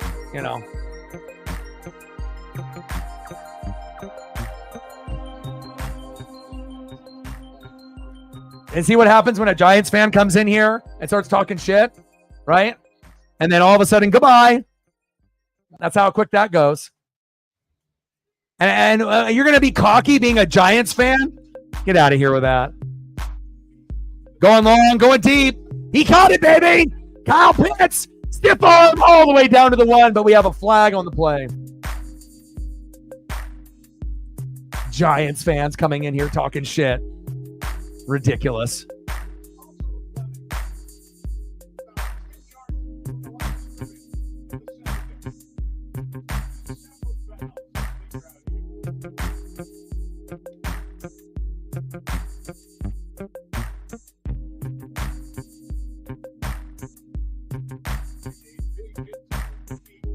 Imagine being a Giants fan and being 1-2 and coming into a room and talking shit. Fuck out of here. Penalty declined. First down. Falcons knocking on the door. Bijan owners are salivating right now. Give the ball to Bijan. Stand with Ukraine in the building. What's good? Yeah. Well, usually we get little kids or adults that like to talk shit. And again, I could delete a comment or put someone in timeout, but again, I can always kind of tell how someone is right out of the gates based out of the first couple comments. And if that means they get the boot from the channel forever, that doesn't bother me one bit. Even if it's someone that is negative but donates money, like I don't need that money. Of course I need money, but I don't need it from someone that's just going to be a problem in the room, or be overly negative. Like just because you donate doesn't mean that you get a free pass from being negative. Hand off, Bijan.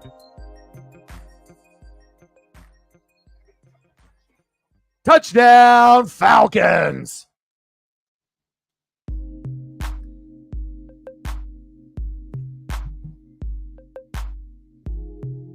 All right, let's get a couple photos up here.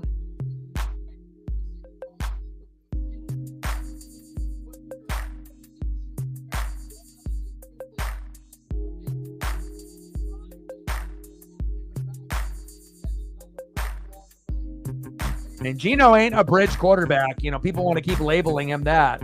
And they said, oh, they're pretenders at 2-0. And I told people they got a chance to win the division this year or next year.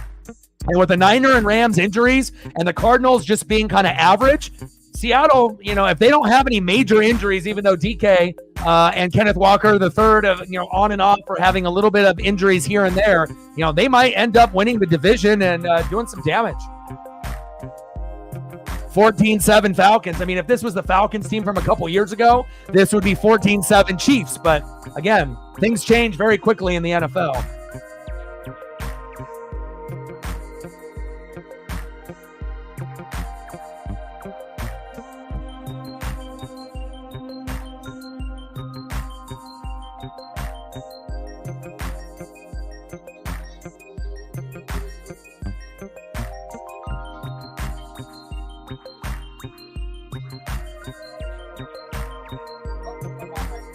Yeah, being a Giants fan, how miserable do you got to be? You got to be a miserable fuck to come into a room and talk shit when you get your first win. Music,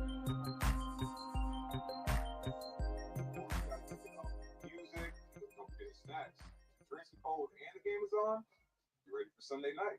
Did he just snag my segment? Like, ooh, look at me. I beat the Browns, like one of the most dog shit teams in football. Like, if you didn't have Malik Neighbors, you'd be fucking losing that game too.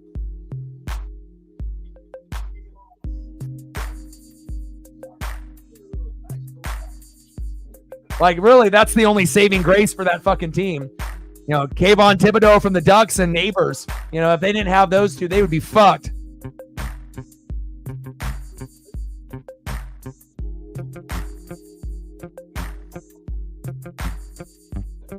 But again, this younger generation, this TikTok generation, they feel that they can literally say or do anything just because they see fake prank videos and people being disrespectful, to everybody all the time, that they think they can just get away with it anywhere, and you might be able to get away with it on other channels because those guys are so desperate for subs that they'll put up with a bunch of disrespect, but we won't put up with it here. I don't give two fucks about that. It's like, if you're going to treat people that way or talk to people that way, you will get the Hollywood Hogan boot real quick. Giants fan was in here for about 5 seconds. Boom!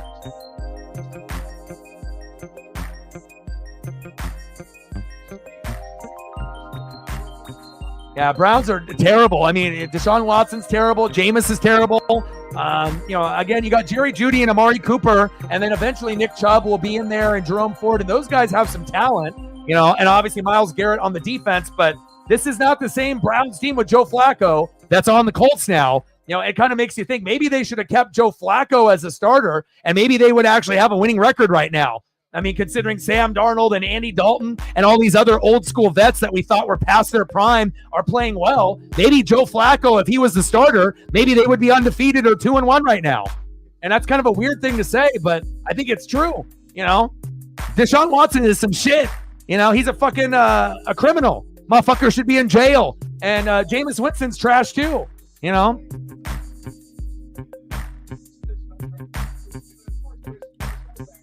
Oh, yeah. Great defense. And Charbonnet is like David Montgomery. He's a great RB2, where if you have an injury to Gibbs, right, Montgomery can step up and get you 10 to 20, 30 points. And that's the same thing. Even if Walker plays, Charbonnet can still get you 10, 15, 20 points, just like Montgomery and Gibbs. And I feel that's the comparison. Zach Charbonnet is the David Montgomery, on the Seattle Seahawks. And I got him on my fantasy team, but unfortunately I didn't have too many players other than Charbonnet that stepped up. No problem, man. I appreciate you with your support. And I want to make sure we can get you some photos that you deserve, my guy. 14-7. Atlanta. Anybody surprised by the score? NFC South is dramatically improved. And again, I think the Chiefs, I don't want to say they're overrated.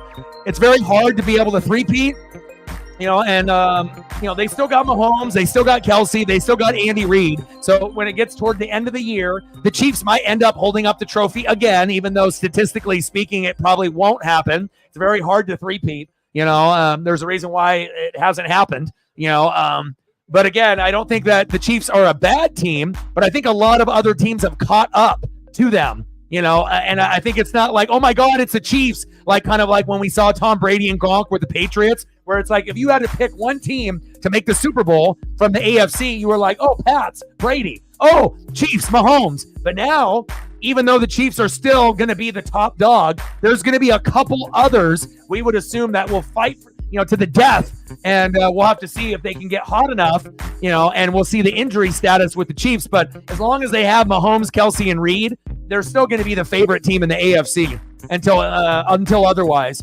And you got Rashee Rice, Xavier Worthy, you got Chris Jones. You still got all your pieces except for L'Jarius Sneed, which I imagine he probably wishes he was still there instead of the fucking Titans. But some people want money and some people want rings, so... But I really am proud of the Atlanta Falcons, stepping up and playing well. Good for them. They have been in the shadow of the Bucs and Saints for all these years. They picked up Judon. They picked up Simmons. They have Jesse Bates III, Bijan, Drake London. Now you got, Kirk Cousins and Michael Penix Jr. The Falcons are finally kind of fun to watch. It took them a while, but they're finally fun. Good for them. And even though they're a rival to me, I will always support the NFC South. And just like you guys, you're going to support your conference as well. DX for the tenor. Nice. Congratulations on the Lando. Hell yeah, dude. 5-1. Stacks on stacks. Racks on racks. Little Cactus Jack. Bang, bang. And I was really hoping Chase was going to get that victory over Kyle Larson, but Hendrick Motorsports finished 1-2 at Bristol, and I'm okay with that. But I need Chase to win at some point. We're at 180, 20 to go to hit the goal. Yeah, Levis is garbage. He might be one of the worst quarterbacks in the league. They said Bryce Young is, but I think Levis is right there with him. He's terrible. He's like not only prone to interceptions, but he's prone to pick sixes. Remember like Schaub, where he had, like the pick six? Like, he kind of gives me those vibes. Me like you donos, too.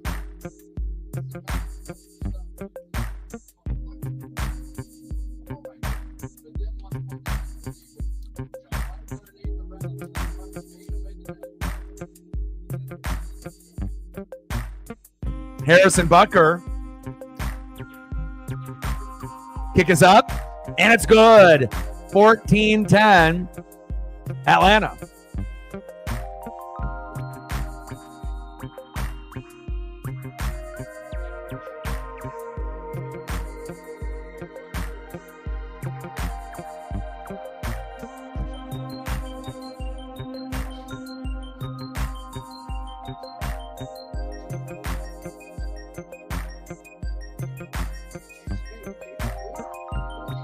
I love this Will Ferrell commercial. I love it. I love it. I want to play with you everywhere. Will is my boy. What a comedic genius, man. He's so good. Creative mofo, man. I love me some Will.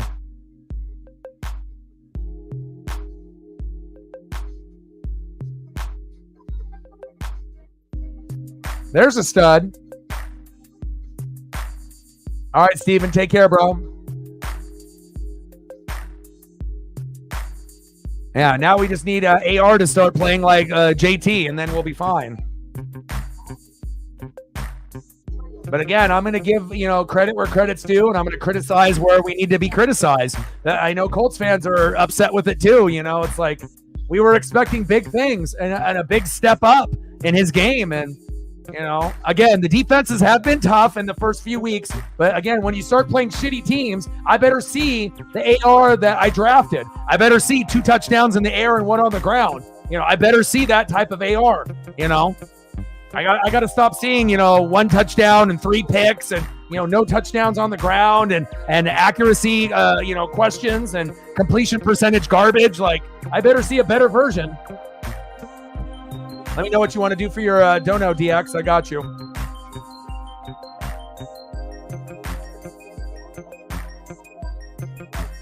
Why? Why do you want to support them? We used to have a lot of people from the Chiefs Kingdom support us, but that has been dwindled down to a fraction of the people, you know. But hopefully one day they'll come back. You know, I know some are busy, some are, you know, at other channels and doing other things, but loyalty is everything. And again, some people will come and some people will go. Some people will come back, you know. But again, we got something good here. And, you know, if people can't realize that, that's on them. And they'll realize it once they're gone, you know, what we have here. And it's not just me, but it's a lot of the people that are in the room too. Roger Goodell in the building, 14-10 Falcons. Yeah, hopefully he's alive. I haven't heard from him in a minute, you know, and anytime you don't hear from people, you know, it makes me kind of nervous that if they like got sick or passed away, you know, instead of just not being here, you know, like I don't even know if Jameson is around anymore. We lost Nate the Great.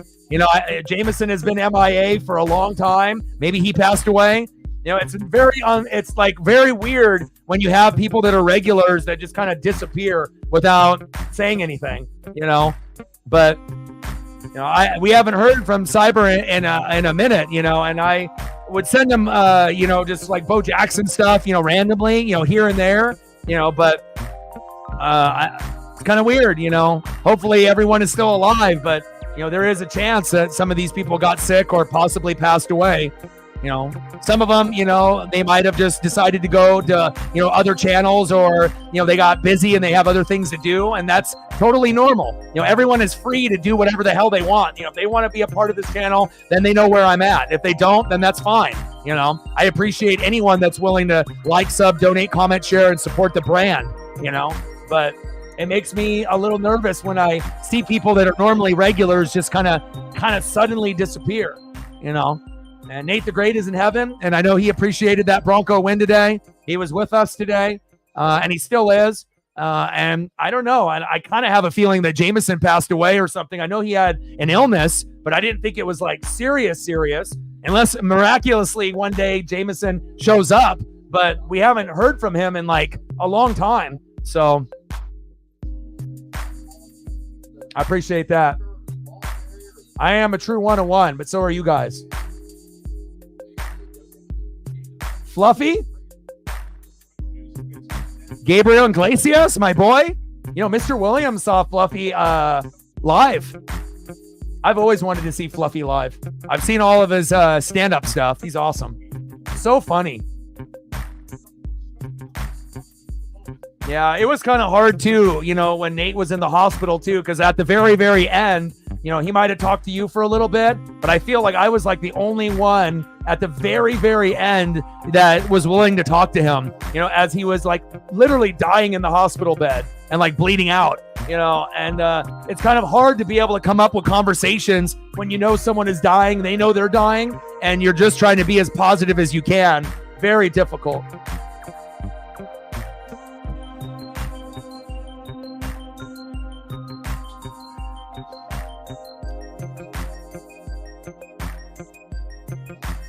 I appreciate that, man. That's why you're a lifer, dude. You know, I'm going to always be genuine. I'm always going to be the same person on and off screen. And if you go back and look at the videos that I had from back in the day to now, I haven't changed. You know, I'm the same person. You know, I'm going to be able to call out people that need to be called out player-wise. We'll give credit where credit is due. Even if it's not my favorite team or favorite players, you know, you just want to keep it 100. And I think that's a big problem in sports media right now with talk shows, podcasts. Everyone is so goddamn fake now. And, you know, and the podcasting, you know, for arguing on sports debates is lame. Like that era has died, you know, like nobody cares about that anymore. You know, it's about time where we actually have people that give you stats and analytics and actually give you real opinions instead of the bullshit, you know, for clicks.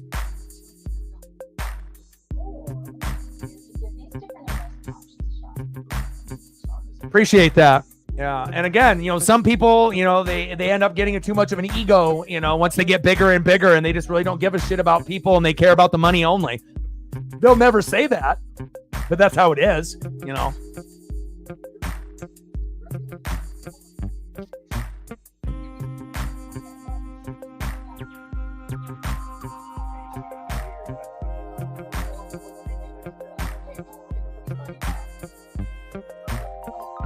Love me some Fluffy. And out of all the Latino and Latina comics, you could argue that he might be number one, and even not just being Latino, but just, being a comic, like, modern day, like right now, there's not too many people that are funnier than him or on his level. His routines are funny too, because, he can do the voice impersonations, but not only that, he talks about real life stories, and a lot of stuff that happens to him is incredibly funny, and it's all about the delivery. And there's not very many people that can deliver a joke on point every time like Fluffy. And he's always going to be in my top 5, and hopefully one day I'll be able to see him live before I die.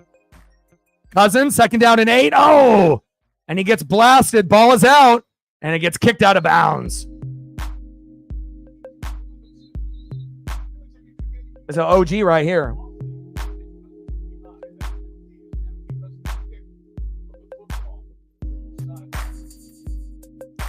And a good thing about Gabriel Iglesias, he's real. He's genuine. He isn't fake, and you can tell. And I really appreciate that when you get someone that is a hard worker that went through the grinder to be able to get to this point, and again, if anyone deserves success, it's fucking this guy. And they had other guys before, like, George Lopez and a few others, but they're not on the same level as Fluffy. That's my guy.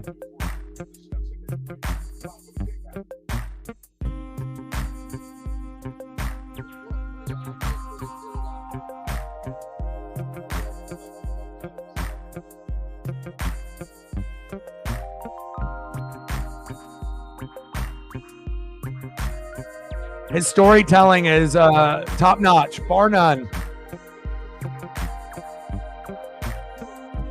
Man, I'm jealous, bro. How many times have you seen him?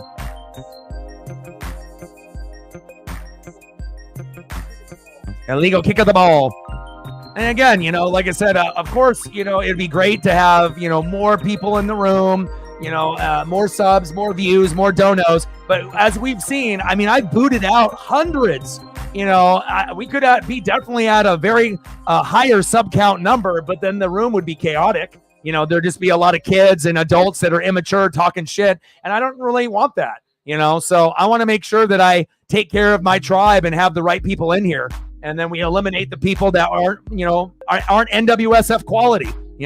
It's either you are or you're not. So.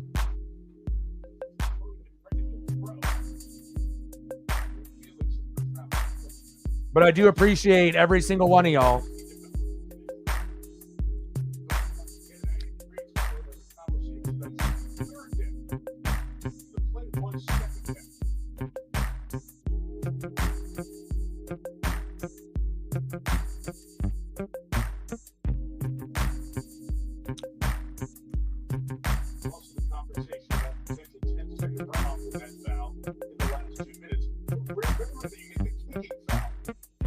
Foul. 14-10 Falcons. Good matchup here.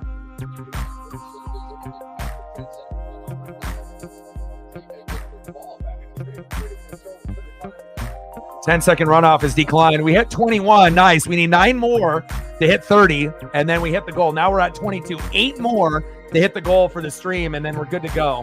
So hopefully we'll be able to get 8 more people before the game ends. But again, I would rather, have to work really hard, to be able to get my goals to happen instead of just being a flash in the pan and becoming like uber popular and then kind of fizzling away. I want to make sure that I'm doing it my way. And, again, it's definitely not easy. But again, I really do appreciate everyone that is in the room. You guys are everything to me. Fumble on the play, picked up by Bijan Robinson by the Falcons. They're lucky there. 1:45 left here in the second quarter.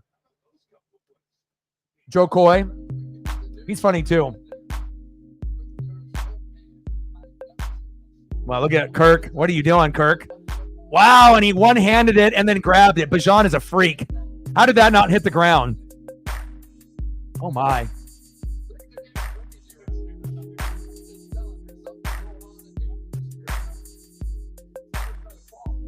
First night of fall. That's why things are all chaotic and crazy. Muffed pass is what they're calling it.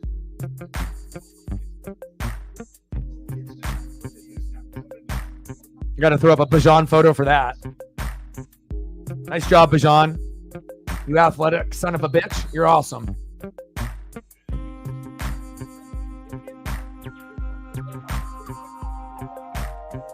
You got the athleticism, baby. Falcons with the punt.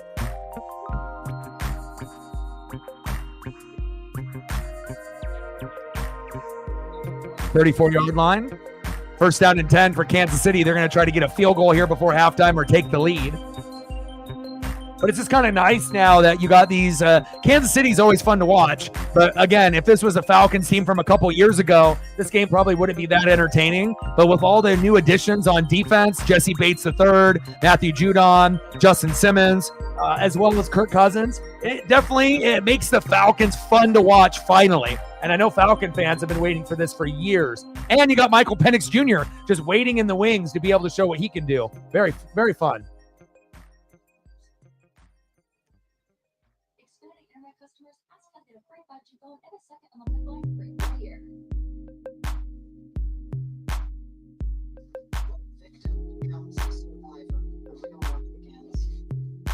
Have an obligation to speak the truth. I'm not asking you to trust me. I'm asking you to trust me. Innocent on verdicts. Hold it up high. I got 137 left. And if you guys get a chance, make sure you guys watch and like and comment on the Broncos, Buccaneers, and Eagles Saints reaction videos. It'll help us get into the algorithm a little bit more. But again, I know a lot of the Saints fans aren't going to watch because they're angry that they lost.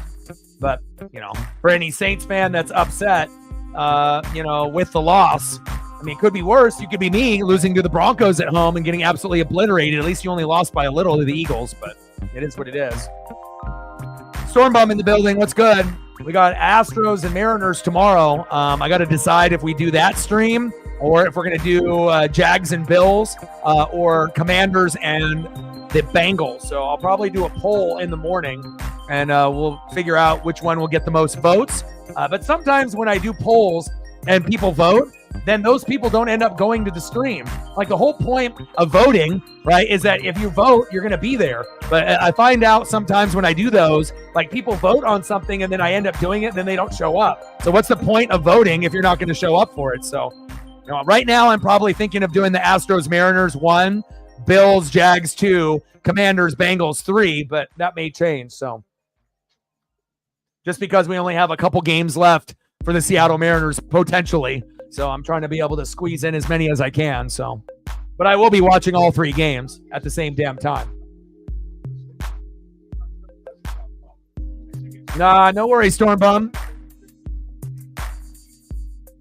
But what I do know is if the Astros, obviously get in, which they will, they are going to be kind of like the Padres, where they're going to be probably the most dangerous team in the American League that people aren't talking about. They're talking about the Yankees and the Guardians and the Orioles.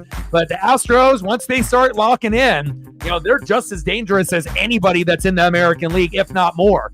And then, we already know Dodgers and Phillies are the top. But I would be worrying about the Padres if I was the Phillies and Dodgers. I wouldn't want to match up with them. Uh-oh. And Mahomes into the turf. Because if the Padres play the Dodgers, that might be the only team that could actually beat them, in a series besides Philadelphia. Because I don't think, the Mets, the fucking Braves, the Brewers, those are pretenders. Contenders are the Phillies, the Dodgers, and the Padres. Hell, even the Diamondbacks have been getting hot as of late too, so.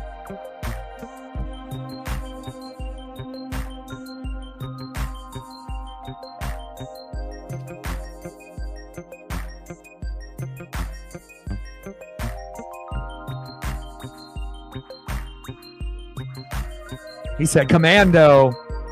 Shotgun set. Mahomes. Intercepted. Oh. Jesse Bates III. The guy has money. Almost had a pick there. But as you can see, watching this Kansas City Chief team, they're not the same team as they were a couple years ago. Yeah, you got Rashee Rice and you got Xavier Worthy. You got Travis Kelce. You don't got Pacheco in, and that's a big loss. Right? But it's like the Chiefs aren't as intimidating as they were a few years ago.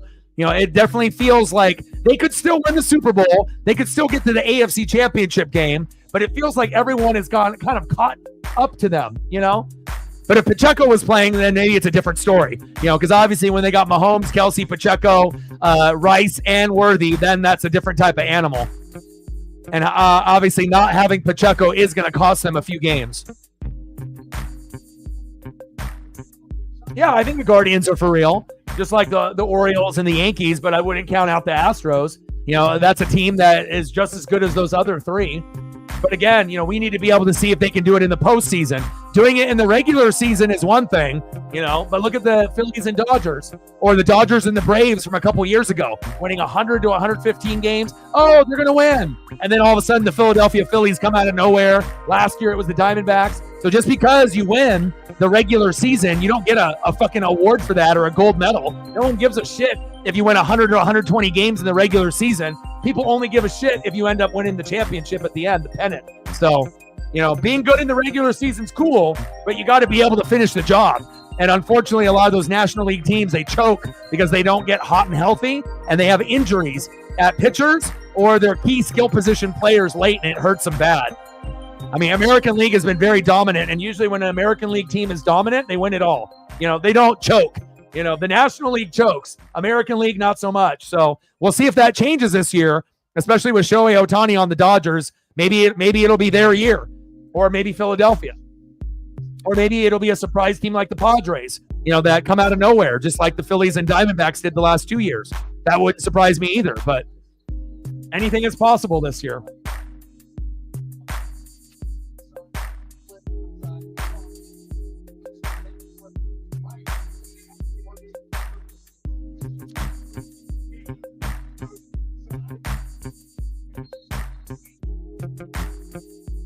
Yeah, but you know what the Astros do, it doesn't really mean anything at this point. You know, they're going to get in. So really for us, you know, Mariner fans, it has to be the Royals, the Tigers, and the Twins. They need to shit the bed.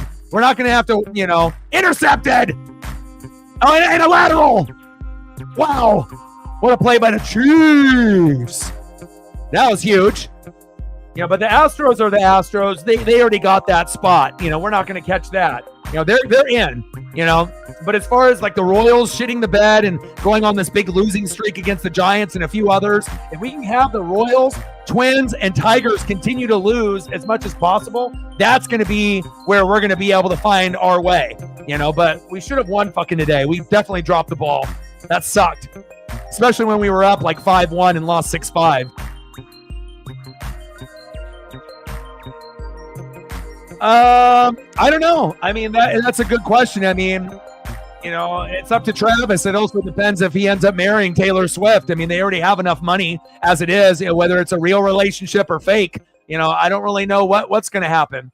You know, or maybe Taylor Swift will get uninterested because Travis Kelce isn't the, you know, number one tight end anymore. And if he stops, you know, getting touchdowns and making big plays, maybe she moves on to another athlete or another actor or singer, you know. She likes to bounce around from guy to guy. So, you know, we'll see on how things go, real or fake relationship. But I don't know. Travis Kelce could play for 1 or 2 more years, or he could end up playing for, you know, 3, 4, 5 more years. I mean, as long as Andy Reid and Mahomes are there, they're going to convince him to stay. You know, even if his, you know, athletic ability and his hands decline, he's still going to end up being one of the top 10 tight ends, even years down the road. It's just that he's not going to be number one anymore, you know? But it seems like he's not really having a whole lot of fun this year. He's not getting the ball. He's not getting in the end zone. You know, I guess that's kind of good if you don't want to see Taylor Swift on the screen, but because obviously they show her typically when they show him, but 2nd down and 2. But all the tight ends for the most part, besides you know, Brock Bowers, Trey McBride, and Kittle for a week, a lot of them haven't really been that good. Going deep and complete.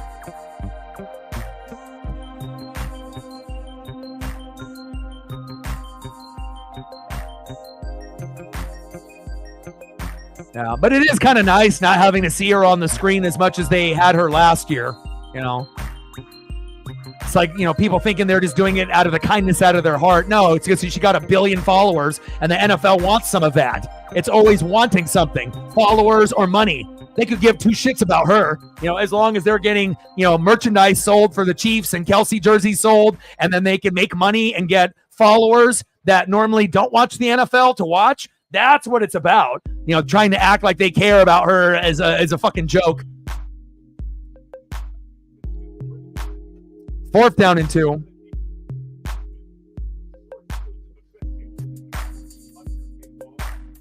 You taking off, brother? I appreciate you. Thank you so much for your support. You've always been an OG. You have a great rest of your night, and I'll get you more photos next time I see you. Go Dodgers and go Rams for you, my guy. Appreciate you. What a goat. Always coming through, donating whenever he can, and even showing up when he can't dono just to say hello. It means a lot. Kick is up, and it's good. 14-13 Falcons. We have ourselves a game, baby.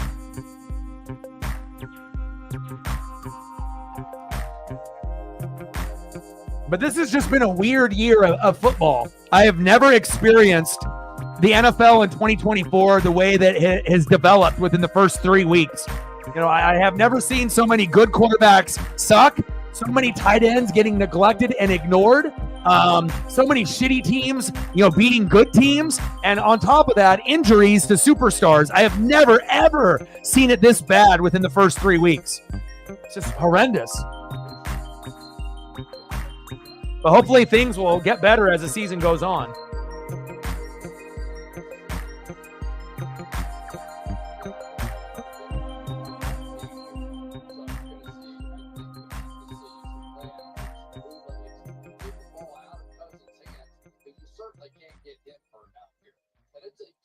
Situation. This is an intricate offense, a lot of details to it. And he's going to offensive line. That's tough. No, I mean, the NFL has parity normally, but normally we don't see good quarterbacks that suck. We normally don't see Sam Darnold and fucking, these quarterbacks that we thought that really weren't good anymore, that were bench guys dominating. And then, quarterbacks that are, household names sucking, like, the tight end position being ignored, is weird. I don't know, man. And then again, we normally have injuries, within the first month, but normally not so many that are on IR, or extended, weeks missed. Sometimes you get a guy that is like, a questionable. So what? Ankle injury, he'll be back next week. And we're at halftime now, 14-13, but we've seen a lot of people, missing 3 weeks, 4 weeks on IR. Like, I don't know. It's just a really weird year. Falcons up by 1 at halftime, baby.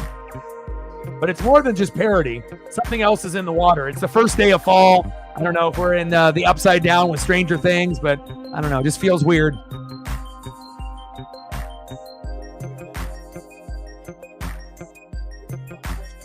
Sometimes college football is better than the NFL, but the only problem with college football is they have too many games that are lopsided, and that's why the NFL is better, because you don't have as many games that are lopsided. Most of the games are competitive because the competition level is so close, even with the shitty teams. In college football, you only have 1 or 2 good games a week, but when they're good, they're really, really good, like USC and Michigan, or when our Ducks play, But again, it's like, you have only a couple good games a week.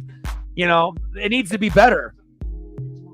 And you already have 100 Division I teams going at it, but there's a lot of shitty college football teams. That's the reality. There's not as many shitty NFL teams compared to shitty college football teams. So, and obviously there's more 100 Division I teams in college. You got 32 in the NFL, but there's not enough good matchups week in and week out for college football to be king. And I love college football. I love it, love it, love it. But again, if we're talking about an overall product, there needs to be better games weekly scheduled, not just 1 or 2, on the total slate that are good, But when they are good, they are very good.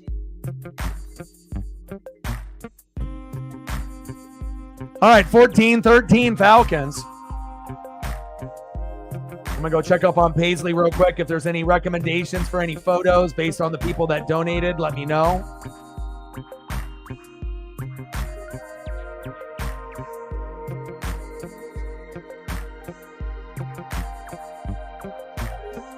But if anyone needs to go get food or go to the bathroom, I'll be right back in about a minute or two. I'm going to check up on Paisley real quick.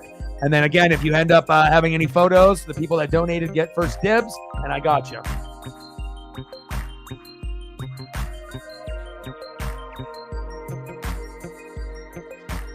$5 more likes to 30, $20 more to 2. Let's get there, baby.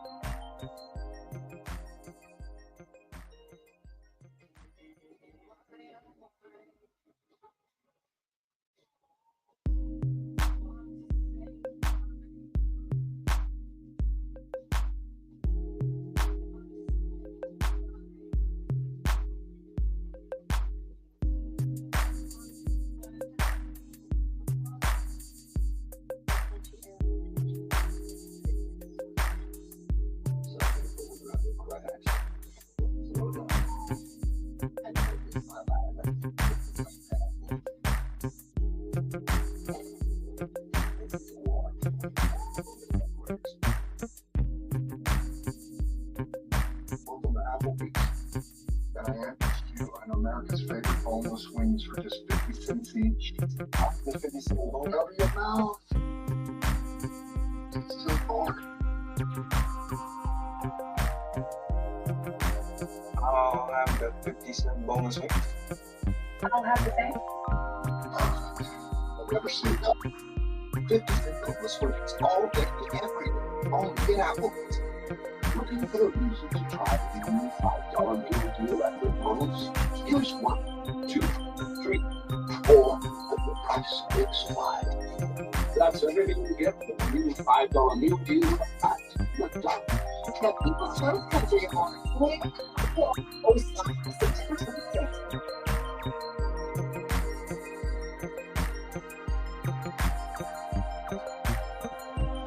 Welcome to the Toyota halftime. Let's go places. Watch me. Showing the fire to pick the end up. The League Neighbors neighborhood is a wonderful place to visit. Here it is. Watch the going to go. 55 yards from Steele. Down on the box. Lift it up.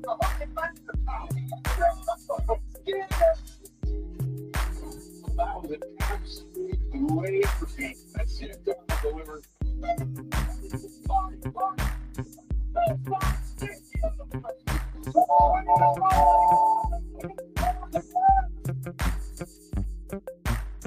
Wrapping up a great Sunday Funday. Marina, Devin, Jason here with you. And let's stick with the Ravens. They got their first win this week, but they did it in an interesting way. They decided to run it for 45 minutes.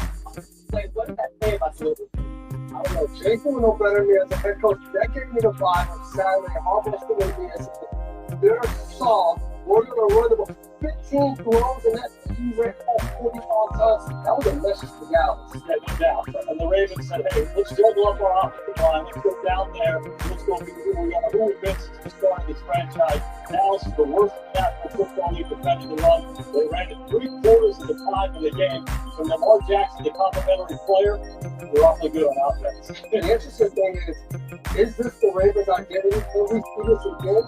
Or was it more of I was just being that bad against the run and then saying, we're going to run because they're bad? Or is this a piece that we're off I think it's a combination. Dallas has to address the issue. They're not going to run a lot of games. But the Ravens played their best when they played in that defense and run the football.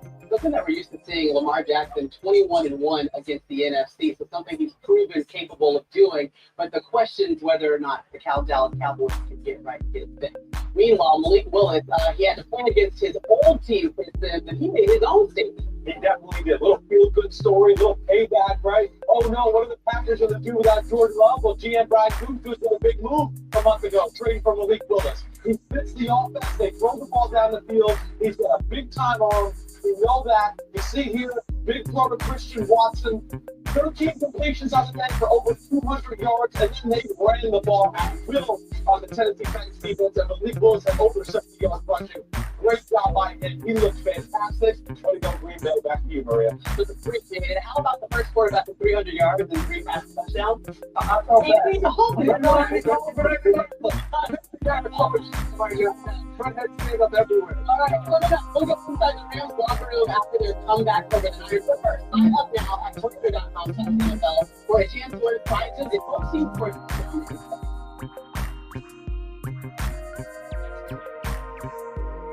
Guys, we know that Toyota rolls deep for football, but we know just how deep.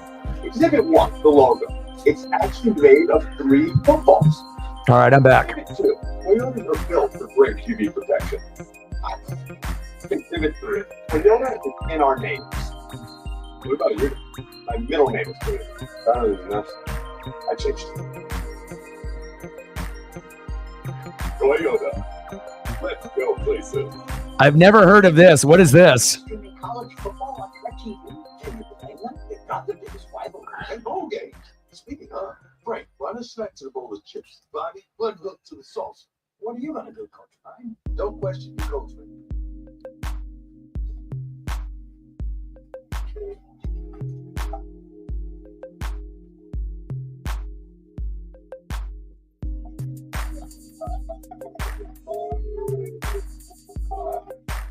Spinosaurus, not Spinosaurs, right? Okay.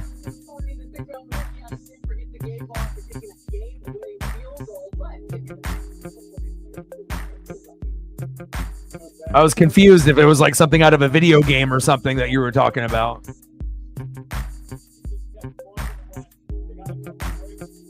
I got you, man. Whatever's clever.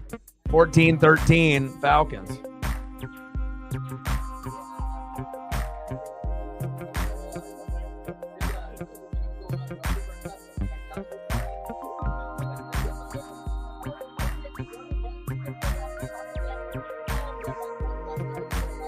This kind of reminds me of like Turok, for like Nintendo 64 or something.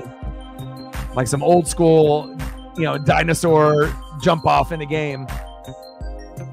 Actually, it was a pretty fun game back in the day. I mean, if you did Mario and you did Zelda and you did wrestling and then you needed a little bit of a break.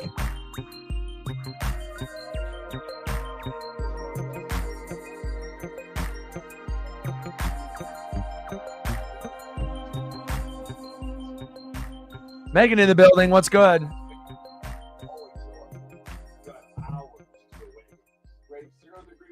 Congrats. Always good when you can end up being 3-0. And obviously injuries to the Rams, injuries to the Niners, and then obviously the Cardinals, and, having a tough matchup, just taking care of business. But obviously you should have won today. I mean, Miami doesn't even have Tua. So if you guys would have lost at home, that would have been a huge loss. I don't think anyone anticipated Seattle losing today. I mean, I think everyone assumed that they would win. Now, even if Tua was playing, I think that you guys would have still won. So, but regardless, 3-0 is 3-0. So congrats on that.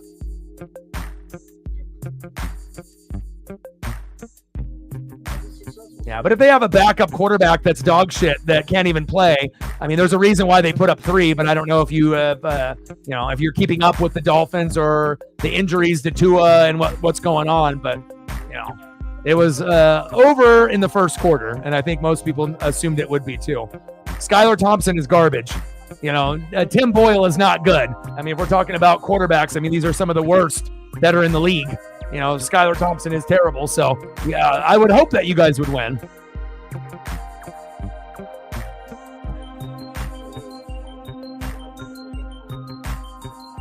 Yeah, tough. It's a tough day for quite a few of us. Yeah, now then you got Tim Boyle in there. They are screwed. I mean, even if you end up getting, Ryan Tannehill, that ain't going to help. So.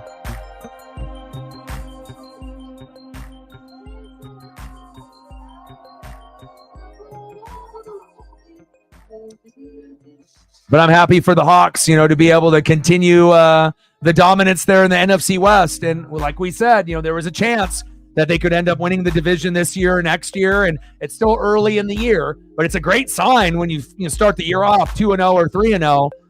And then hopefully you guys will be able to continue that into week 4. Let's take a little preview into week 4 and look at the upcoming schedule to see the matchups and see what we got cooking here next week.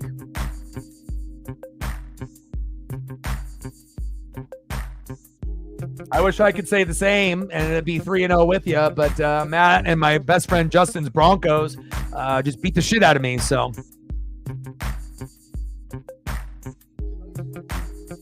All right, so we got Cowboys and Giants on Thursday. Cowboys will win. Eagles, Bucks. Uh-oh. I could definitely lose that one if we don't play well. Saints, Falcons. That'll be a hell of a game.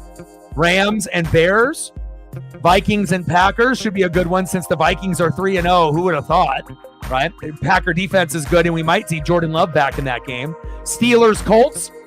You better bring your A game there, Sarah. Otherwise, the Steelers are going to be 4-0. Broncos, Jets, an interesting matchup.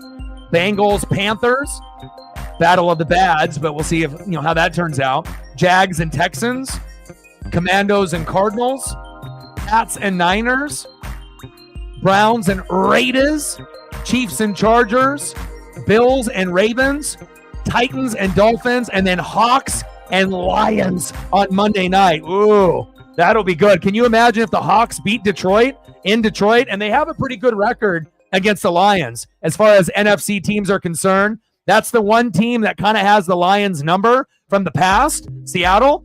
But Detroit at home will be tough, but that is a winnable game for Seattle. That would be fucking huge, huge. One of the biggest wins of the year if you can win on Monday Night Football next week. And it's a doubleheader, Titans, Dolphins, Seahawks, Lions. And your boy is going to be doing the Seahawks and the Lions, baby. That'll be awesome.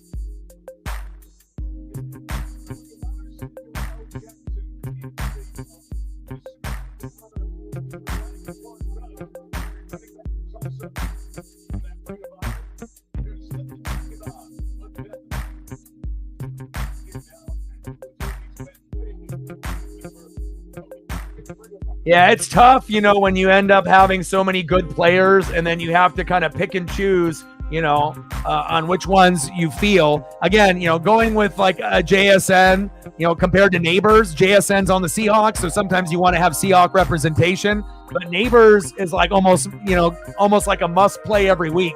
The guy hits every single week because Daniel Jones has no one else to go to, and there will be big numbers out of JSN, here and there, but Neighbors seems like, consistently he's like number 3 or number 4 receiver overall. That's a little bit higher than JSN, but again, you'll be able to pick and choose, as the weeks come along, and sometimes having too many good players is a good problem to have, and sometimes you'll end up leaving a guy on the bench and they might end up having a big day. It just kind of depends on, who the opponent is and how it goes, so.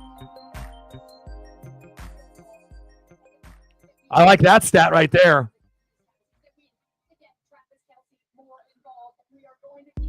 I could definitely see Seattle. I mean, at some point you're going to lose, but could you imagine? I mean, hell, if you guys have momentum like that, you guys might be able to make the NFC Championship game this year. If you start off 4-0, don't have any major injuries, keep it rolling with Geno and McDonald, and get Kenneth Walker III healthy, you guys could be the Detroit Lions of last year. And maybe even better. Very excited about that matchup. That's the best game next week, hands down. And even though you're on the road, I know it will be tough. But again, they haven't really been the same team. They haven't been going to Laporta and Amon-Ra the same way. It's like last year, it was Gibbs and Montgomery, a lot of Amon-Ra and Laporta. Now it's like, Gibbs, Montgomery, and then they're going to J-Mo. And they haven't really been going to Amon-Ra and Laporta the same type of way, but Laporta is like non-existent. I should know. I have him on fantasy. I mean, 3 to 5 points is not cutting it, and I can't cut him. And it's not like I can get anybody else. And it's like, do I really start some jobber on the tight end wire over him? I might have to, but we'll have to wait and see.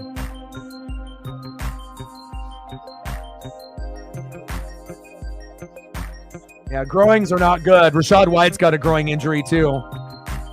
And he hasn't been good this year for me. Hell, Bucky Irving from the Ducks, RB2, has got more juice in the tank than Rachaad White. But I definitely fucked up, at least so far, because, Rachaad White started off slow last year, and then he ended up being one of the top 5-6 backs fantasy-wise. So he got better after like the first month. But I don't know if he's going to be like he was last year. He doesn't look very good. And I hope that he gets better. But again, Bucky Irving might be the new Bucks running back RB1 sooner than later. Mahomes, 1st and 10. There he is, Travis Kelce, first down. Chiefs.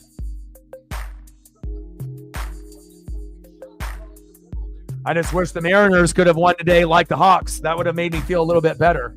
Instead of the Buccaneers getting destroyed, the Mariners getting beat, me getting my ass kicked in fantasy 2 weeks in a row. Not a good day for me. But with the support and all the people in the room and the high dono number that we got today, definitely helps. Now, if we would have hit a 0 today on the donos, then this would probably have been the worst day for me ever in 2024. So thank God that we at least got some support in here today. Reflect, Mr. Williams, DX'd, Sarah, just to name a few. Appreciate y'all. Broken rib? Oh, shit. That's not good. And again, I had problems with no Vita Vea and Antoine Winfield Jr., and I had some offensive line starters missing. That's why I lost to the Broncos. I was good in the first 2 weeks, but it shows you if you miss guys on the line, O-line and D-line, you're fucked. Like, it's really hard to be able to, stay the same team when you lose quality pieces on the D-line or the O-line or, linebackers or safeties that are instrumental to your success. I thought, okay, Antoine Winfield Jr. has been out for a couple weeks. Maybe I'll still be able to be okay, but the Vita Vea loss was way too much, and the offensive line fucking stunk today. It was probably the worst offensive line I've seen from Tampa in a couple years. But, good for Bo Nix. I just wish it wasn't against me. Couldn't you wait one more week before you ended up having your blow-up game? I guess not. 1st and goal, but that's what happens when teams are hungry. Desperate teams will do desperate things to get that first dub, and nobody wants to start off 0-3. 2nd and goal for the Chiefs.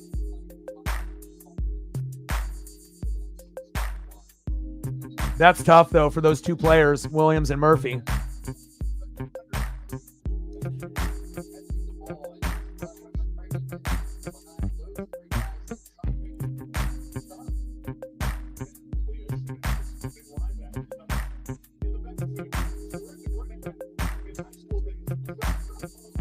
Oh, good defense there.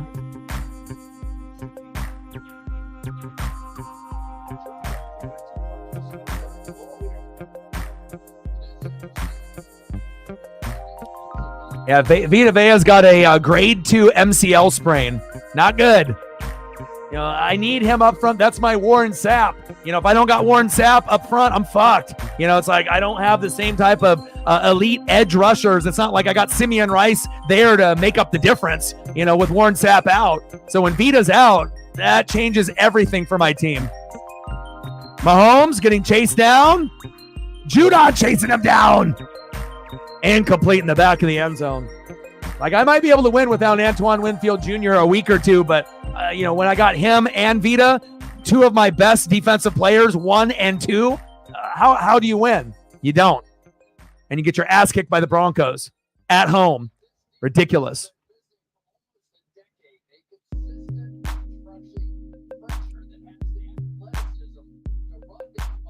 But at least he's getting in the end zone with his legs, and a win is a win. Eventually he will. But again, it's not like any of the quarterback rookies have been playing good so far. All of them have not really played that well, but below their potential to start off. Field goal up, and it's good. 16-14, Chiefs.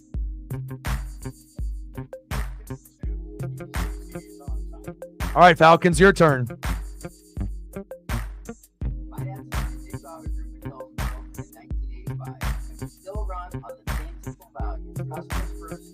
No exception. And with 4 local dealerships, you're getting the widest selection of the most popular brands, from Dick's Candy Ford, Dick's Hillsborough Honda, Dick's Hillsborough Hyundai, and Dick's Chrysler Jeep Dodge Ram of Wilsonville. If they're going to rethink cars and trucks, you've got to know where to go. But I'll tell you what, after watching Bo, firsthand, if he has time, he actually had a good kind of vibe and chemistry with Cortland Sutton. It kind of reminded me of Russ and Cortland last year, where you was seeing him step into throws, not feel nervous. And finally, in the very first, time in 2024, it looked like he was comfortable, and again, sometimes it takes a couple games, to get to that point. but they had a great game plan. Everyone was involved. It wasn't just a one-player thing. They got good, attempts by their running backs. The wide receivers and tight ends got open. Bo was using his legs. Tampa was trying to do their best to hang around. And also when you have, the number one corner in football, Patrick Surtain, shadowing Mike Evans, he was non-existent. Godwin got into the end zone, but again, when the offensive line isn't complete and the defensive line isn't there, like I said, O-line and D-line are really, really important. And if you don't have those, you're going to be screwed 9 times out of 10. So, yeah, it's going to take time for the rookie QBs. I mean, remember the Trevor Lawrence draft just a couple years ago? Everyone thought, oh, this is the franchise quarterback draft, best quarterback draft in 30 years. Oh, my God, Trevor Lawrence. Oh, my God, Zach Wilson. Oh, my God, Mac Jones, Trey Lance. Oh, my God, Justin Fields. And now you look back, from a few years back to now, all of them are trash except for Trevor Lawrence. And even Trevor Lawrence is not top 10. He's like top 15.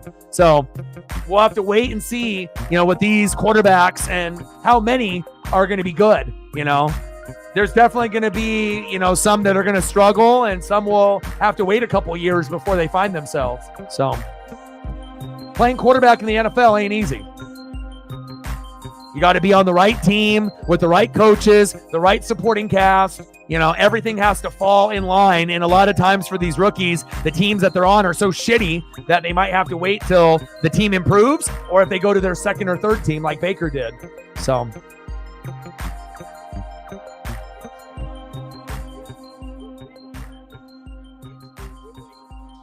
Oh. Good game here tonight. 16-14 Chiefs.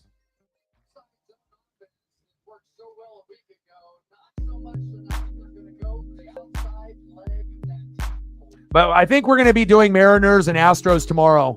I think that's the move. We only have a few games left. I've committed to the Mariners. And again, there's going to be plenty of NFL games to do. I'll be watching the Bills, and the Jags, as well as the Commandos going against the Bengals. But I think, doing the Mariner game is the right move. And we'll still watch the other 2 games and whatnot, but all 3 games are around the same time, around 5 o'clock Pacific. And anytime it's the Astros and Mariners, it usually doesn't disappoint. So that way that we can hang out and try to root on the Mariners to try to find a way to get into the playoffs.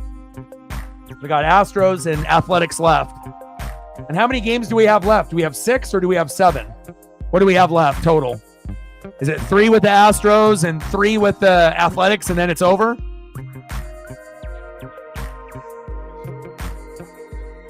Bijan with the short game.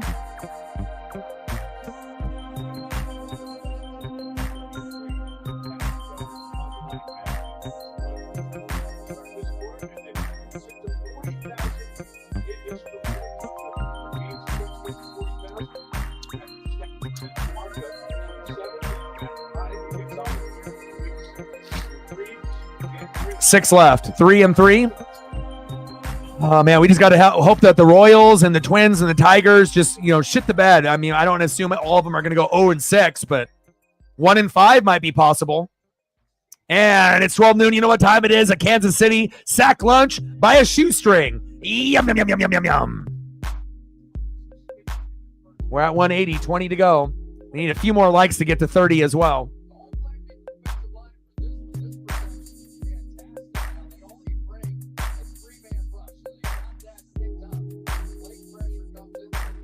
We need 4 more likes to get to 30, 20 more to get to the goal on the donos. And too bad the Saints didn't win. Otherwise, my Saint reaction video would hit 3,000 plus views. But since they lost, it probably will only hit a couple hundred because all of them are mad that they lost and they don't want to watch the film. It would be cool if they would still support your boy, but that's how it goes with that fan base. Then when they win, they'll show up. But when they lose, I might not see them on my reaction video, which is disappointing, but that's the reality. But I'll still do them. Zay in the building, what's good? Yes, we do appreciate you beating the Twins today, very much. Zay in the building, what's good, brother?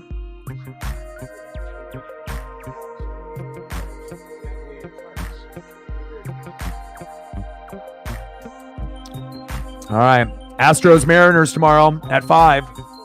So let's go over the schedule next week here real quick. So we'll be watching the 2 Monday night games, but we're going to do Mariners and Astros, which will be at 5. Then on Tuesday, we're going to do Mariners and Astros at 5. Wednesday, Mariners and Astros at 11 in the morning, which will be really early.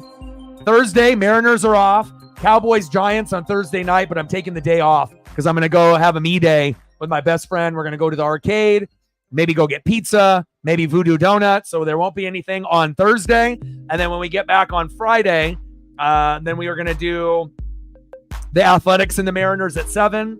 Saturday, we're going to be doing the Oregon Ducks or the Athletics and the Mariners. And then on Sunday, if that's the last game, then the Mariners play at noon. So kind of depending on where we're at, if we're in or we're not, then that'll determine if I end up doing that game, the last game at noon. Obviously, we'll have football going on too, but obviously if the Mariners have a chance to get in, I'm definitely doing the game. So Megan with a 20.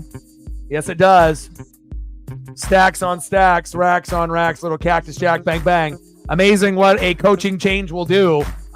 Bringing in a new coach and a new vibe and a new culture. And also running into a team that's a little beat up is also nice as well. $20 holla. We're at 2. Let's hit the next goal. Let's go for 3. Let me know what you want to do for photos, and I got you. Appreciate you. Now we just got to hope the Hawks players don't get any more injured. I would really like to see them win the NFC West this year or next year. Hell, or this year and next year. I would love that. Niners are beat up. Rams are beat up. Cardinals are average. Why the hell not, right? Why can't the Seahawks be the Lions of last year? Why the hell not, This DK and the rest of these guys need to stay healthy. Kenneth Walker III, and then obviously with your 2 injuries that you guys have today seem kind of serious, but hopefully it's not long-term. What's the injury diagnosis for your injuries today on the defense, on your major players, and how long are those guys out? Are they going to be out for a month, or is it going to be a couple weeks? Like, what are we talking? I know you had that up above in the chat, but let's get to 3. Let me know if you want your regulars or if you want Hawks players. I got you. And we got Kraken today too, right? Preseason? That's what DX was saying. I love their promo videos and those promo photos that they brought out for the Kraken. Love it, man. Them with all of the fish. A lot of hilarious photos. Just like Turbo with his crazy faces. I love it. Brandon Tanev, baby.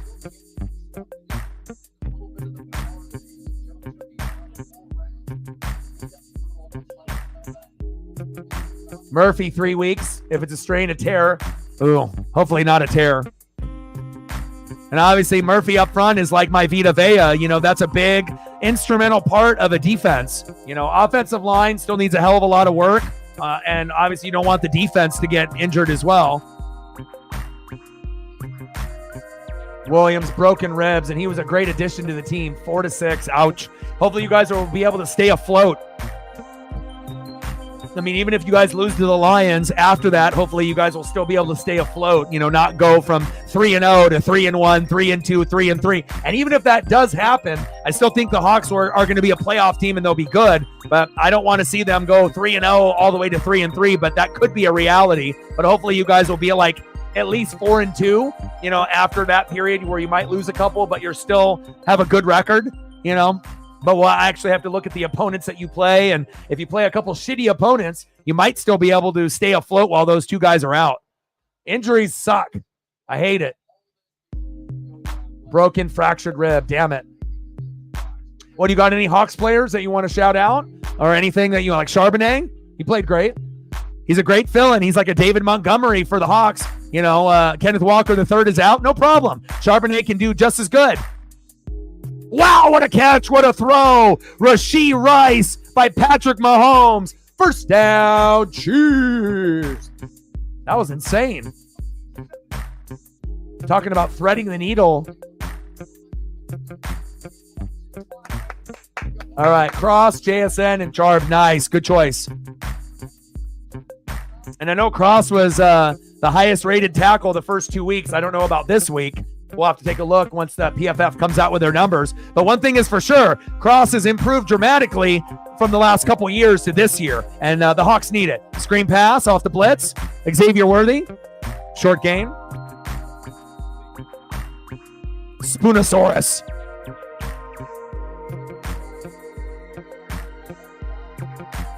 Cross did bad today. Did he give up a couple sack lunches?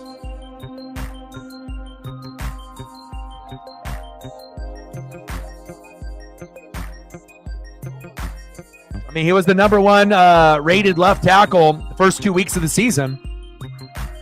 But it kind of depends on who he matched up against also. Elliot, what's good? You and me, man, we shit the bed, didn't we? You know, it just, you know, you already knew it was bad when you hit the 0.3 with Ramondre Stevenson, but I think I had it even worse than you, bro. We both did terrible.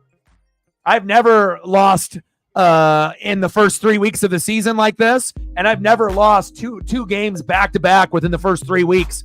I'm going to be 1-2, and you know, CMC and Cooper Kupp fucked me big time, and hopefully I can find a way to catch up. But you know, I'm not happy. You know, Mariners lost, Buccaneers lost. I got my ass kicked in fantasy. The trifecta, not good. Carson Steele, rumbling and a bumbling like a fullback.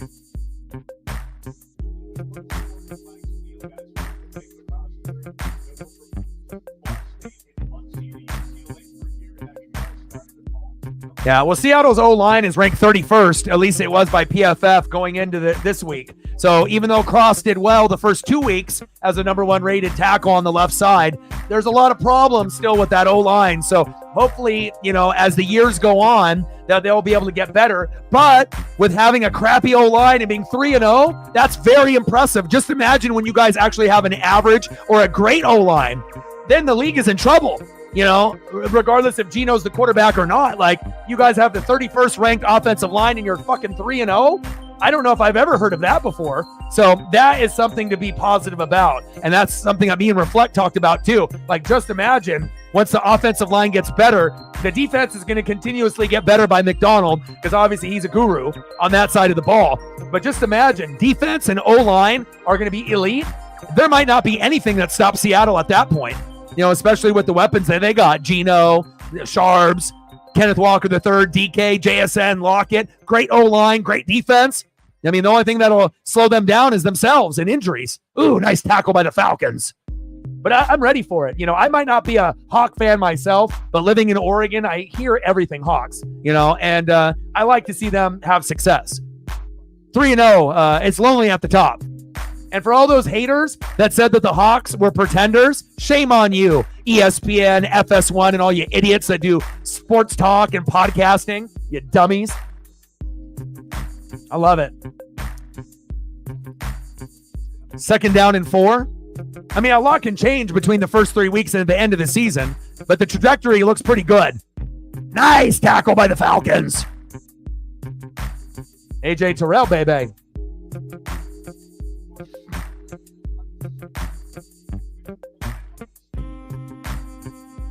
Yeah, you want to hear mine? Mine are just as worse as yours. I only had 2 guys that did good out of 9. Mine's worse than yours, bro. I mean, I 0 with Rashid Shaheed. That sucked because obviously you guys couldn't score anything. Oh, let's look at O-Dog's stellar lineup. Oh, Baker Mayfield, 8, trash. Mason should have got me 20, got me 10, trash. Pollard, 5, trash. Evans, 3, trash. Judy, 8, trash. Laporta, 5, trash. Sharbs, 25. Yeah. That's a good one, right? Chargers D4, trash. And then Aubrey kicker 12. Good. So 2. So Sharbs and then my bench. Was there anything I could have done? Nick Chubb, injured, 0. James Conner, 3.5. Trash. Jerome Ford, 10. That's decent on the bench. Cooper Kupp, 0, injured. Zach Moss playing tomorrow. AR, 5, trash. Rashad White, 8, trash. And Christian McCaffrey, 0, injured. Probably maybe the worst day I've had in fantasy in my life. Like, not even lying. I thought last week was bad losing, and this week was even worse. I had 4 guys shit the bed last week, and then the sports gods want me to have 7 shit the bed? I mean, there's plenty of shit. There's enough shit in the bed. I mean, how can I shit the bed when I already shit the bed? Not good. Not good. But, that's what happens.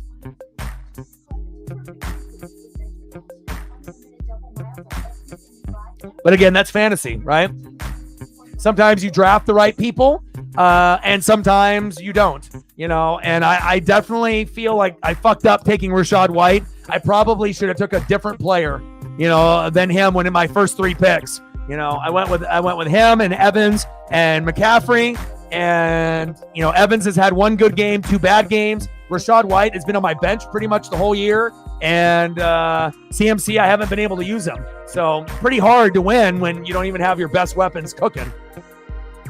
Half of my starting lineup that I planned on using has been on the bench all year. Thanks a lot, fantasy gods, you bastards.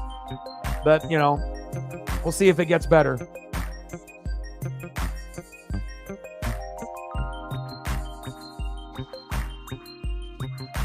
Yeah, Bucky's better. Bucky is better. Patrick Mahomes, short pass to Juju. Touchdown, Chiefs. I was about to say Juju and McCole Hardman need to be studied because their drop-off is ridiculous. But Juju gets on the board here. But Bucky looks better, as a running back than Rachaad White. But again, Rachaad White started slow last year in the first month and then ended up being a top 5, top 6 running back in fantasy overall after. But I don't know about this year. Bucky looks better. Nice job by Juju. Touchdown, Chiefs. Big touchdown on 3rd down.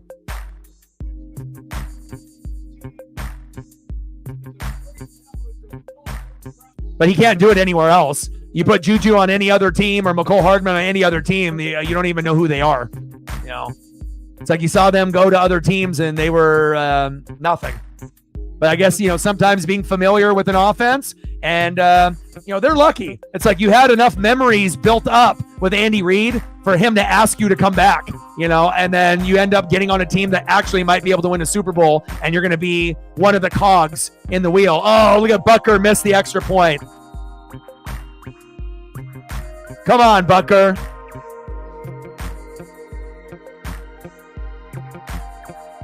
That's what happens when you have bad views about women saying that they only should cook and clean and they can't work. Then you end up missing extra points like that. Bucker, dummy. Everyone is free to be able to pursue their dreams. Bucker is a moron. But apparently some people think he's a cool person, and that's like a good thing to be able to support. Everyone is entitled to their own opinion with politics and anything else. But to say something so ignorant like that, I will never support a guy like that ever again. Moron. Good for him for missing. Idiot. 22-14, Chiefs.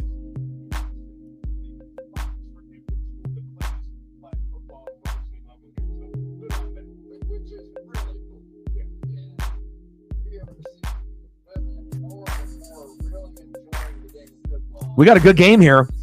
We'll see if the Falcons can respond.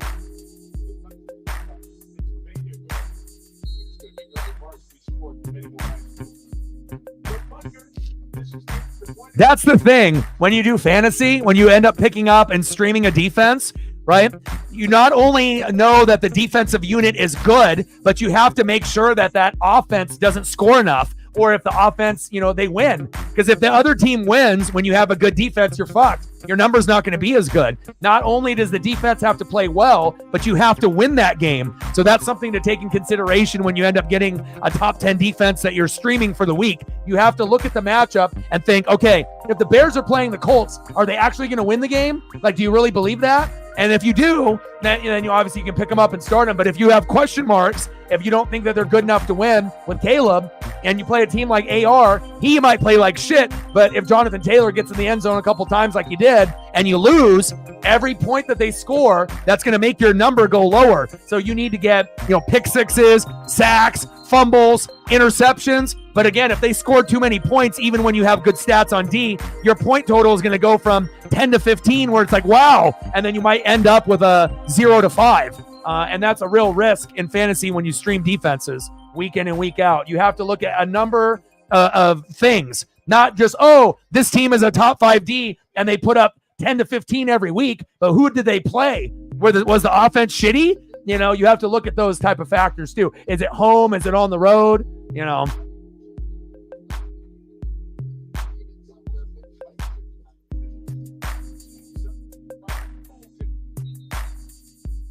Yeah, I think you might be in the minority.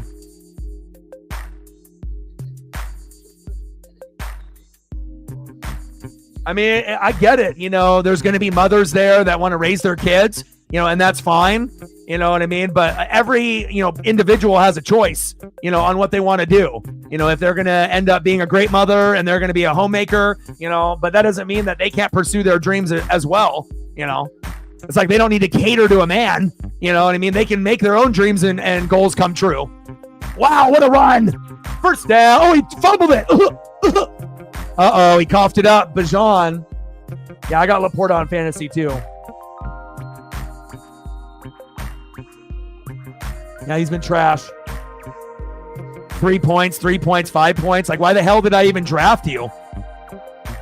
End of the third quarter, 22-14, Chiefs. Yeah, I get it, you know, but the way that he, you know, talks about things, you know, it's for like, you know, if someone has kids and they want to be home, fine. But the way that he talks about it is more than that, you know. Almost like, you know, every woman's role is to cater to the man and be at home while the man provides and has the job and pursues the dreams and goals, and she just stays at home, you know. That's kind of, you know, he can say it for his personal life. If that's what works for him with his wife, fine, you know, but not every, you know, individual is going to think like that is the way to go, you know. That's my thing. I mean, again, if someone wants to be at home and that's what they want, fine. But I know that that's not the case for everyone. That's my thing. Everyone has a choice. You know what I mean? But for me, it kind of rubbed me the wrong way, you know, because I like to be able to not have sexism or racism. I like to be able to have things as equal as possible. But again, as we know, the country is separated by a bunch of bullshit, left side, right side, a bunch of fake news, you know, trying to get us to be against each other no matter what, you know, blacks, Asians, whites, whatever, you know, it goes deeper than just politics and race, you know, men and women, you know. That's my thing. I like to be able to see things as equal as they possibly can be in this unequal world that we live in. So that's my thing. End of the third quarter, 22-14 Chiefs. Let's get some photos up.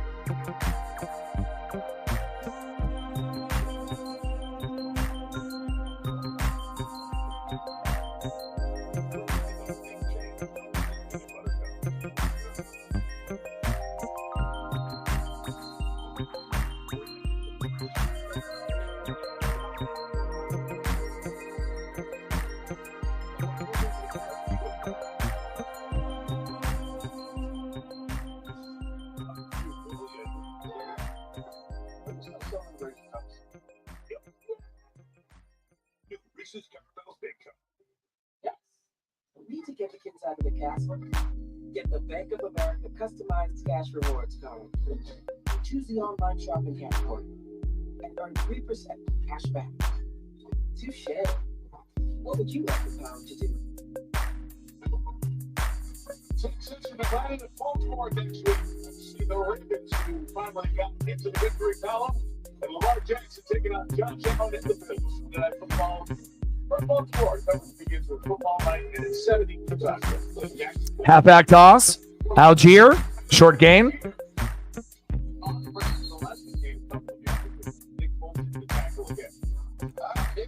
And besides Sharps, who else did you want?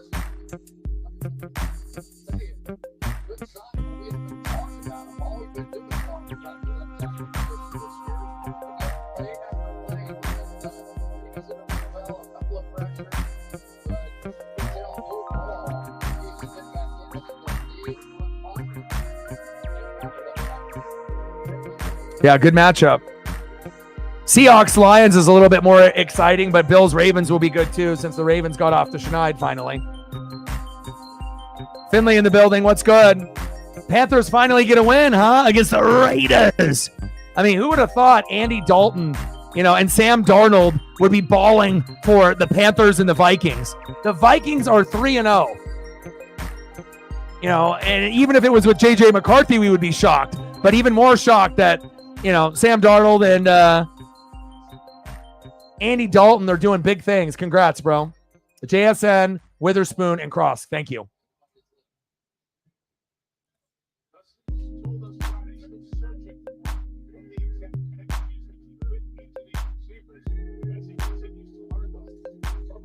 Third down and 7. Cousins. Nice throw. First down, Falcons. Move the chains.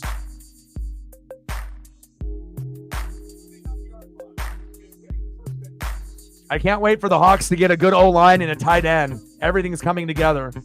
Just wait a couple more years. It's all coming together, baby. I mean, once the O-line and the defense and the tight end are there, they'll be like probably a top 5 team in the NFL. Like, no lie.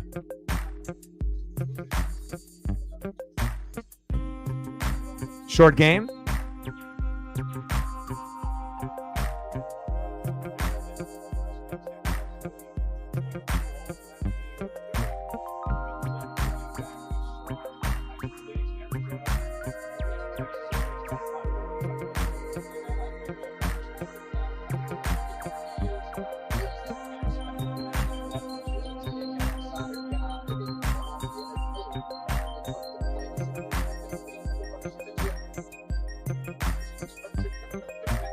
Oh, good defense. Just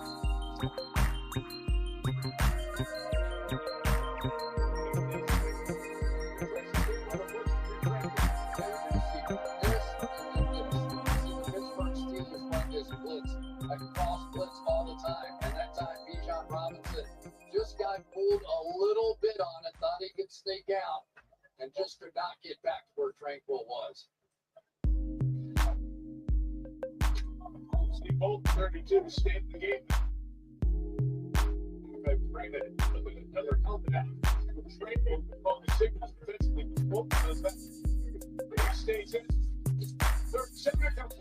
Cousins and complete on third down. Good defense by Kansas City.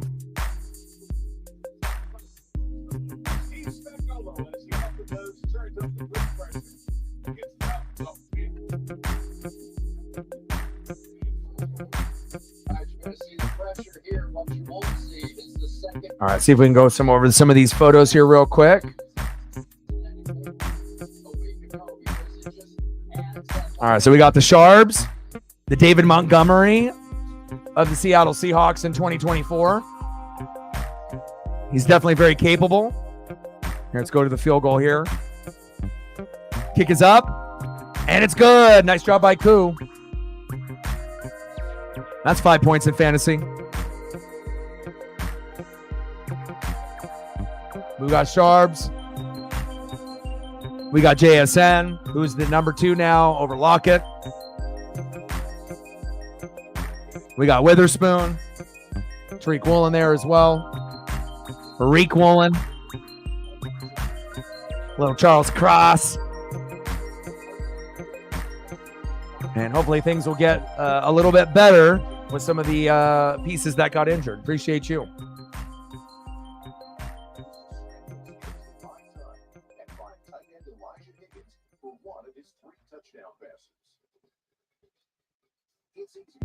And we'll give you some Glenn to drool on. There you go. Hello, handsome fella. Ladies, get your bibs. Bib me. Time for bibbage. Handsome fella.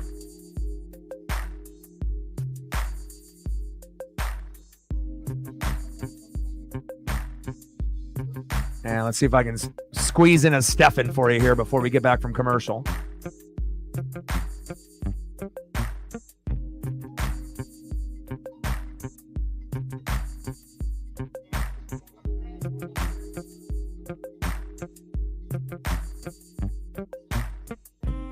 Appreciate you. We're at 2. Let's get to 3.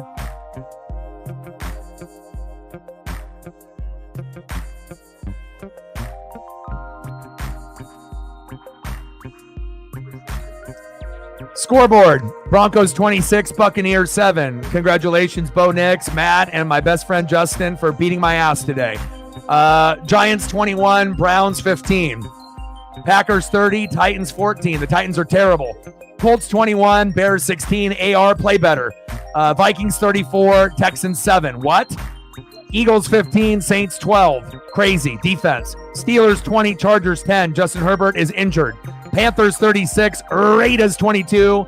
Finley and the rest of the Panthers fan base can breathe easy. Seahawks 24, Dolphins 3. Ravens 28, Cowboys 25. Rams 27, Niners 24. Kyron Williams, you're the G. Lions 20, Cardinals 13. Jets 24, Patriots 3. And tomorrow, Bills, Jags, Commandos, and Bengals. And let's take a look at the standings. Bills 2-0, Jets 2-1, Dolphins and New England 1-2. Steelers 3-0, surprising. Ravens 1-2 with the Browns, Bengals 0-2. Texans 2-1, Colts 1-2, Jacksonville 0-2, Titans 0-3. Titans are trash. Chiefs 2-0, Chargers 2-1, Raiders and Broncos 1-2. Eagles 2-1, Commandos 1-1, Giants and Cowboys 1-2. Vikings 3-0, Lions 2-1, Packers 2-1, Bears 1-2, Saints 2-1, Bucks 2-1, Falcons 1-1, Panthers 1-2, Seahawks 3-0, Cardinals, Rams 1-2, as well as the Niners. It's lonely at the top. Vikings, Seahawks, Kansas City, Pittsburgh, and Buffalo are the only undefeated teams. Who would have fucking thought that? Especially Seahawks and the Vikings. I think those are probably pretty surprising. Specifically the Vikings. That's got to be the most surprising 3-0 out of all of them. Crazy. Crazy. Candace in the building. What's good?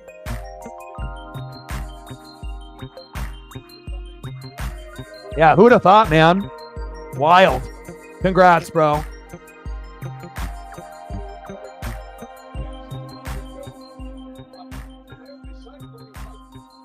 Hunt and Lewis, nice. Hi, Candace, how are you? Little screen pass. Nice tackle by the Falcons. The gang tackling for the Falcons is drastically improved. That defense used to be some dog shit, and now it's like they're able to hang with the top tier teams. Good for them.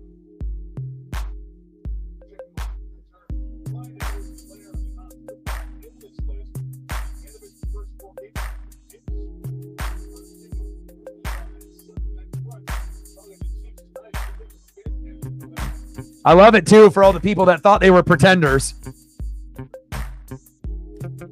Now you just got to be able to stay afloat with those injuries, and I hope you guys do. I'll be rooting for you. Travis Kelce. Travis Kelce might be the most uninterested player in the NFL. It's like they don't really show him on camera that much. They don't show Taylor Swift. He's not getting the ball. He definitely seems like a kid that got put in timeout, and it continuously gets put in timeout. Big defensive play there by the Falcons. Nothing is going to come easy anymore for you, Travis Kelce. You are no longer the number one tight end in the league. And that might be a hard thing to stomach, for Travis Kelce, for being number one over all those years. And they don't give him the ball and give him the same opportunities anymore. Fumble! Oh, wow! How did that happen? Unbelievable. How do you end up juking a player and then the ball goes backwards right into the player that fell down? What the fuck happened there? He fumbled it. He coughed it up. Dayquil, NyQuil, all the quills. I mean, the snap was high, right? Then he gets the kick off. He gets tripped up on the knee, and his elbow's down, though. Elbow is down. Crazy. But the Bills being 2-0, not surprising.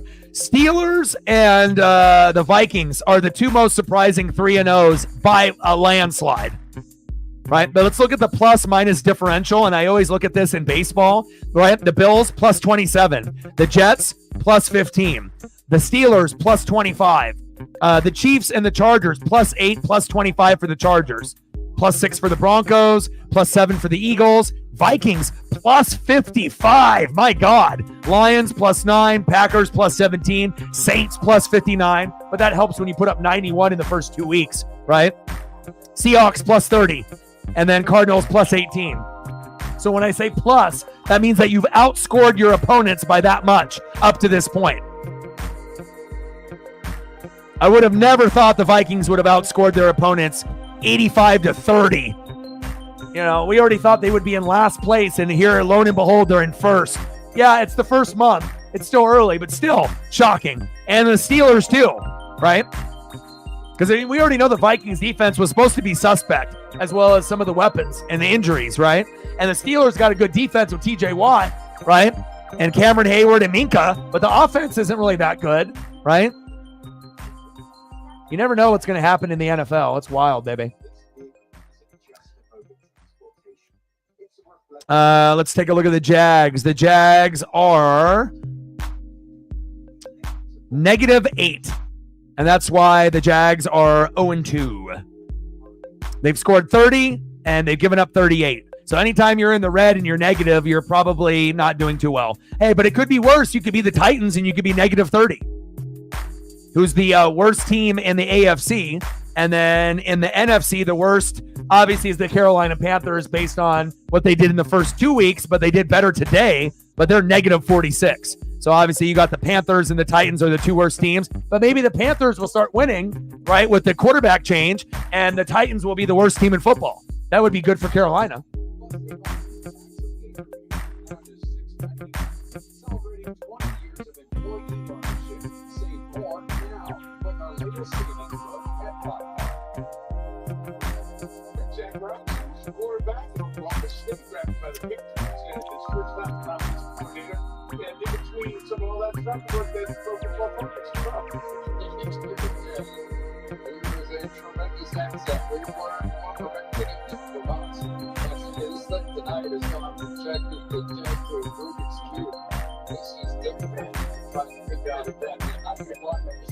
We need 2 more likes to get to 30. If you're in the room and you haven't smashed that like button yet, please do. We need 2 more to get the goal. Now we're at 29.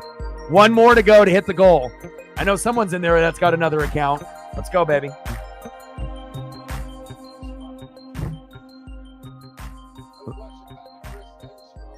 We got some laundry on the field. Get the Clorox. Get the Tide Pods, but just don't eat them like the TikTok generation. Oh, big face mask. Wow, he was trying to dig for some gold and in Chris Jones's nose. My God.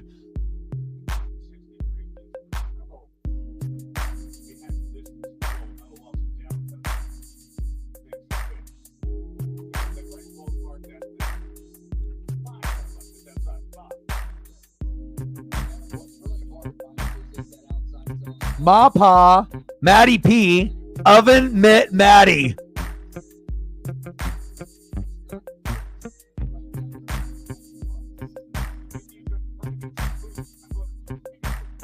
Good tackle.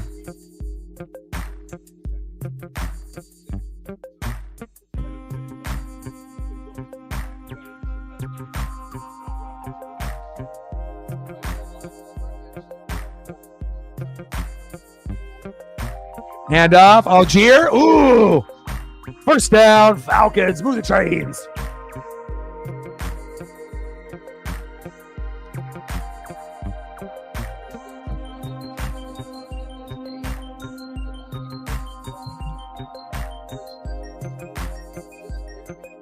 What are we talking about? Dream matchup? We talking about like you being like a corner and you're guarding them?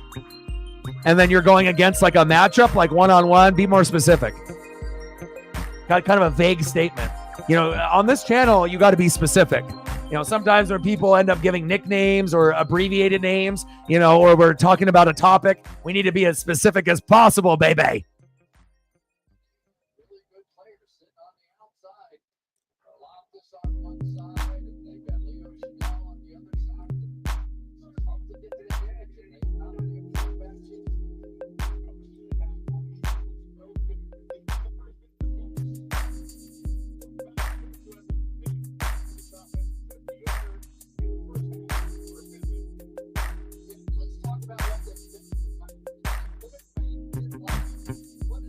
Nice catch there by Kyle Pitts.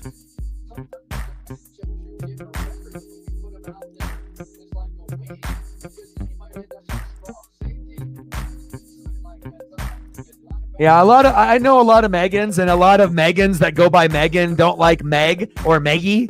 You know, unless you go by just Meg, then you might be able to hit them with the Meggie. But if they're Megan and that's what they go by, a lot of times you go with the abbreviated, and that's a no-go.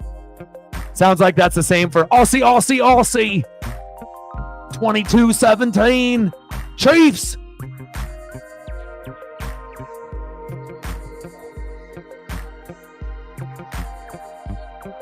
Auntie Meg. Well, if Ollie says it, then it's a go. Have you ever gone by Meg, like earlier in your life, or have you always gone by Megan, besides what Ollie calls you?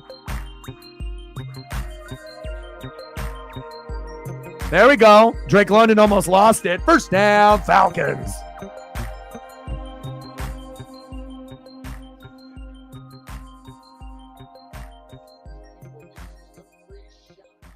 Megs.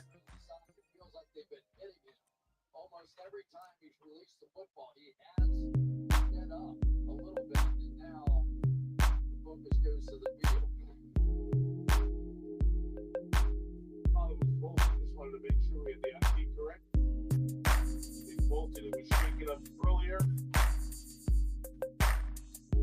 This time will have to come off. Jack Cochran will come on in his place for Kansas City.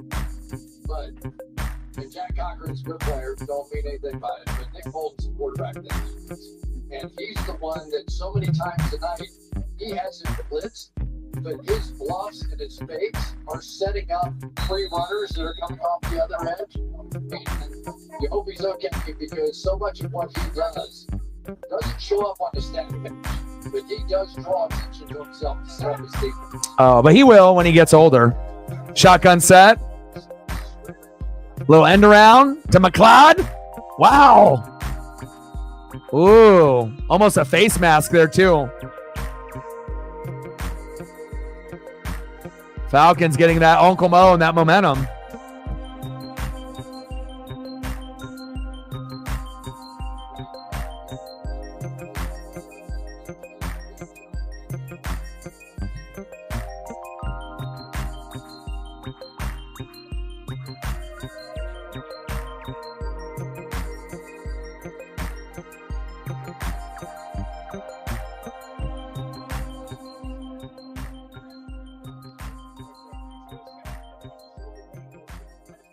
And instead of getting more specific, you just ended up asking the question to reflect in others. Come on, Maddie.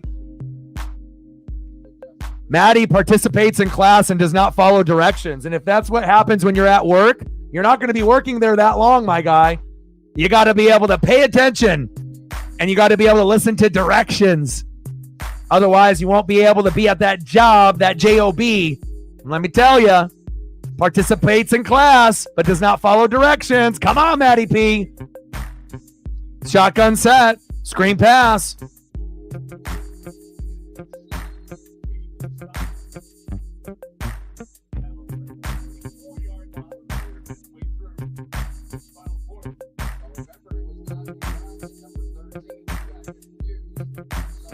Oh.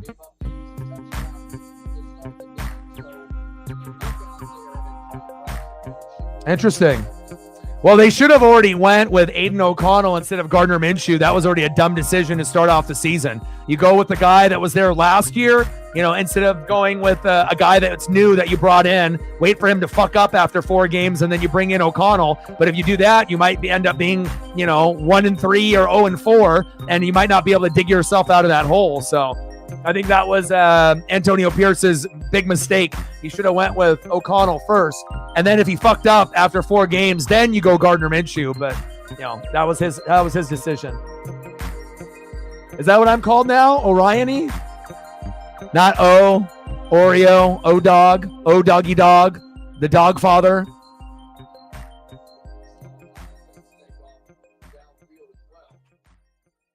Paisley's dad.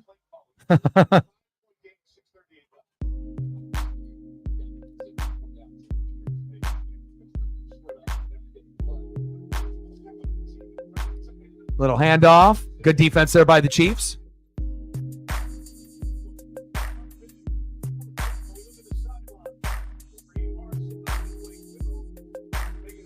I've been called worse.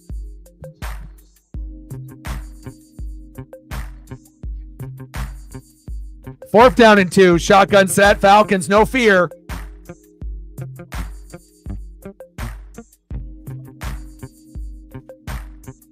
First down, Falcons.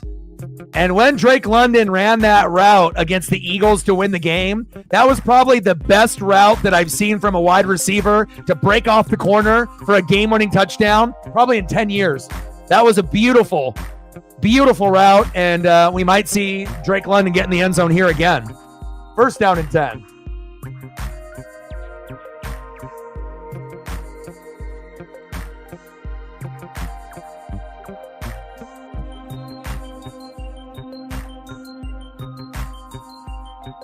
Oh, Britt's got all kinds of nicknames for me. 22-17 Chiefs. We got 5 minutes to go in the fourth quarter. Great game here on Sunday night. Wish I could have said the same for the Mariners and the Buccaneers and my fantasy team, but you guys are definitely making it much better. Orion-y in the building. Second down and 6. Shotgun set. Algier. I don't know if I would have ran it right up the gut. It's like, hello, Chris Jones. And then you just go straight down in the ground.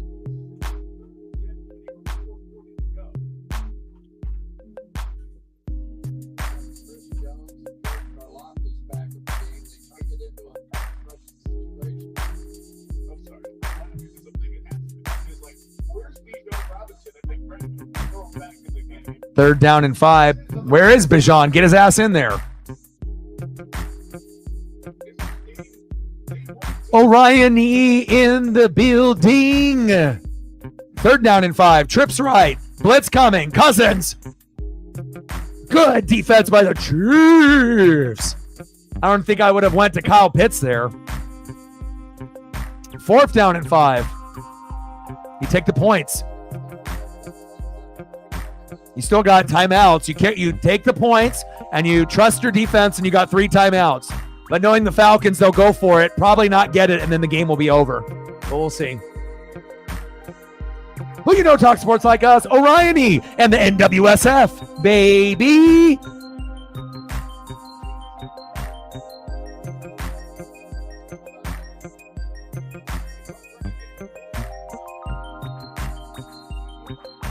And they go for it.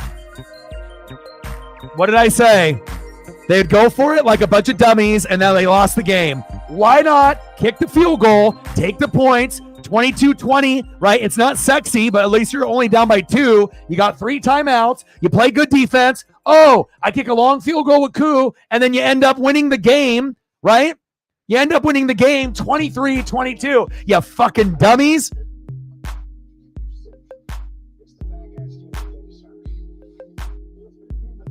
Orion-y. I mean, I laid out the blueprint, not Jay-Z, okay? And they didn't listen. And that's what you get, Falcons, for not listening. You end up getting greedy, thinking you're going to get a touchdown on the Chiefs, within, 5-8 yards, instead of doing the smart thing, right, by kicking the field goal, playing defense. Now, if you only had 1 timeout or no timeouts, fuck it. If that's the way that you want to roll with Raheem Morris and the Dirty Birds, fine. You're 1-1. No one cares, okay? But when you got 3 timeouts, take the fucking points. Orion-y approved. Dummies.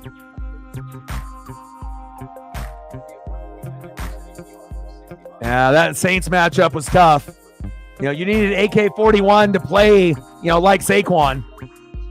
And the defense was great, on both sides, but, letting Saquon loose late. And obviously, Dallas Goedert having himself a day. If you were able to contain that, that would have helped too.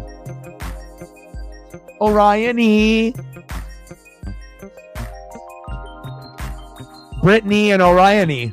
That has a good ring to it. All right, take care. You need to get some sleep. Megan's been awake for like 4 days straight watching sports. You need some sleep. Get some Z's.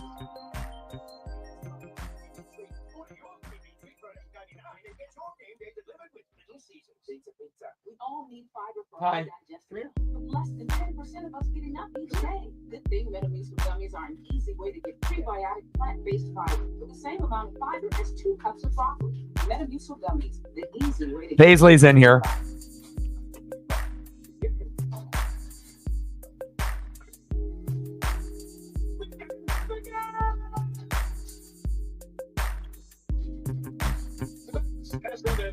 Provided by Nationwide. Start talking on field. It's live with some here. The first 10% of when you start. Yeah. People are going to be coming in thinking we're all fucking special ed. It's all good, though. We're far from. First down and 10. Mahomes, hands off. Steal. You know, it's crazy when you end up watching the NFL and college football and you see teams and coaches continuously make the same mistakes over and over again. That could have been PI on the Chiefs right there as I'm watching this replay. Yeah, it should have been PI.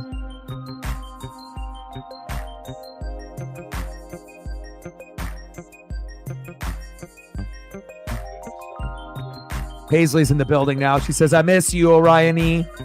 Take me for a walk, daddy. Shotgun set. Mahomes.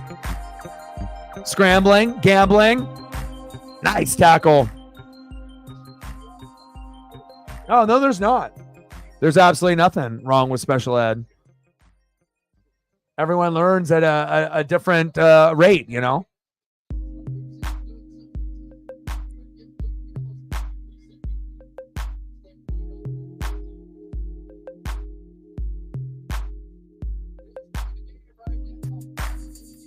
Third down and 2.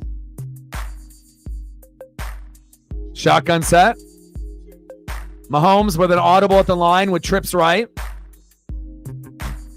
The line looks confused. Shotgun set. Mahomes. And complete. Fourth down and 2. Are you kidding me? Wow. Atlanta didn't even have to use their timeouts. They got so lucky. And again, if this offense was actually good with Kelsey and Mahomes, that would have never happened.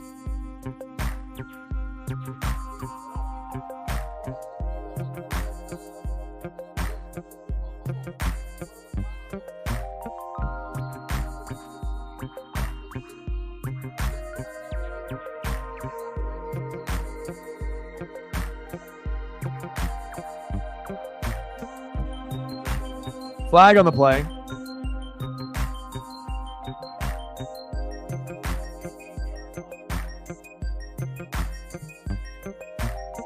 Yeah, absolutely. I agree with that too.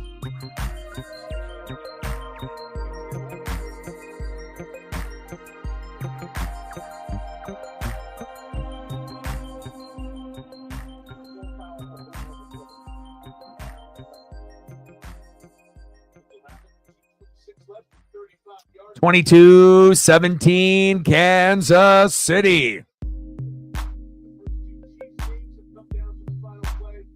The Falcons had a 670-yard drive with a minute 5 left. Philadelphia on Monday. Here we are. Let's out again. Well, the bottom line is either run the football at this time or throw it. Keep the pressure back and give us the inability to pick it up. Shit.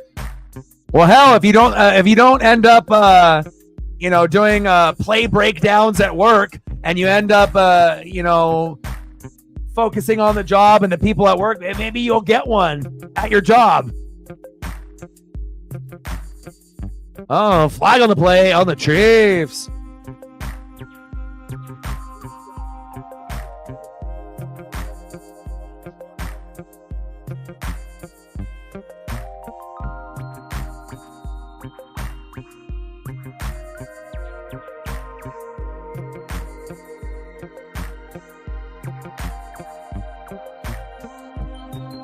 Ooh, look at McDuff. Nice job by the Huskies. McDuff.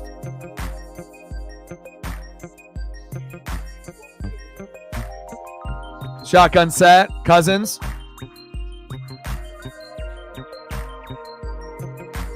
First down. Falcons. Drake London. Move the chains.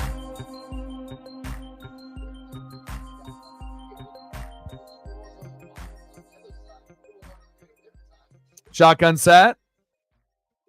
Captain Kirk going deep. Incomplete. Flag on the play. McDuff, what happened? Like, sub, donate, comment, share. If you haven't smashed that like button yet, please do. See where we're at. Where are we at? 33. Nice. 7 more to get to 40. Let's go, baby. You haven't smashed that like button yet? Please do. Let's go. Try to get to 40 before the stream ends.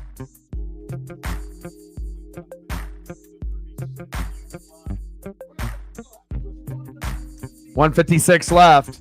And again, we'll be doing Mariners and Astros tomorrow while we watch the Monday night doubleheader at the same time. We'll do Mariners and Astros on Tuesday. And then obviously Mariners and Astros on Wednesday will be early.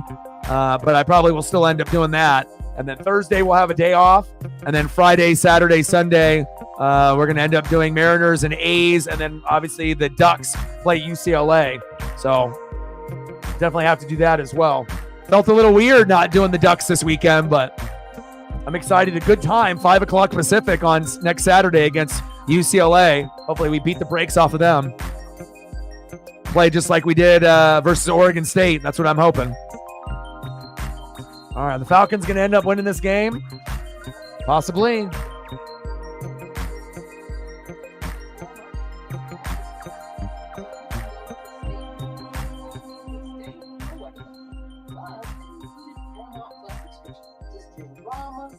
Comedies plus rom-com dramedies. That's showbiz, baby. Basically, it's Walmart plus more ways to save time and money. Walmart Plus. It's Walmart Plus. The City Custom Cash Card. A different kind of card that automatically adjusts to your spending. Earn 5% cash back on your top eligible spend categories. Up to $500 in each billing cycle. Learn more at city.com/customcash. Football season already and not a satellite dish in sight. Kirko Chain's game-winning drive could happen. It kind of feels like the Chiefs aren't really deserving of this win. You know what I mean? Like they played decent, but it's not like overpowering. Like it kind of feels like, I mean, obviously the Falcons fucked up, and if they would have kicked the field goal, they would only be down by 2, and they could kick a field goal to win. Less pressure, right? But obviously Raheem Morris isn't the brightest. You know, I've had him in my organization, and he definitely takes chances, and that was not a good one. You know, sometimes you got to trust the process, right? And obviously going for a field goal is not sexy like going for the touchdown and getting it, but when you go for it and don't get anything, then you look at a score of being down by 5 instead of being down by 2 and having Kubi the hero. You know, and hopefully Raheem will learn from that mistake that he made earlier. But again, it seems like a lot of these coaches, you know, they think they're Chip Kelly at Oregon, that like no matter what, they're going to get it on 4th down. And they need to start realizing, you know, you got to look at the stats and the analytics. Take the points when they're there, especially when you got a good kicker like Koo. It's not like he's going to miss from 20 yards out.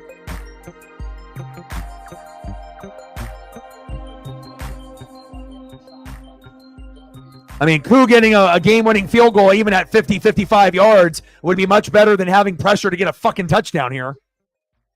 Cousins? Incomplete. London is winning that matchup almost every single time unless you got McDuff one-on-one.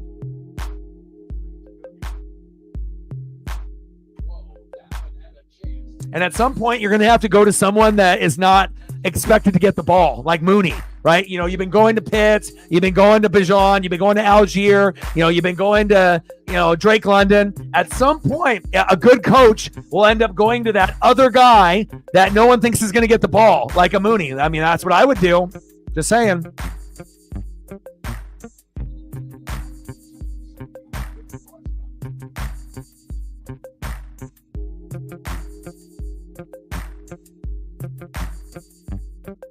Laundry.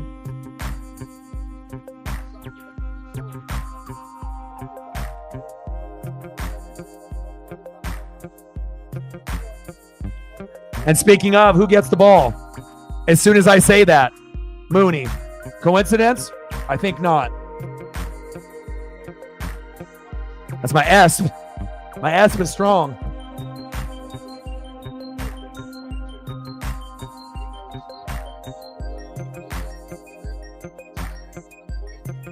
First down and 10.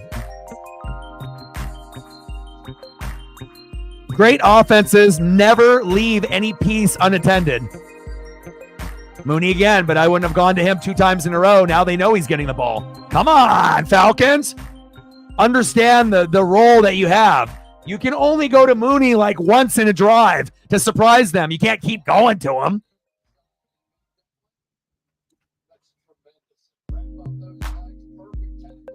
It's not like you're playing the Tennessee Titans. Come on.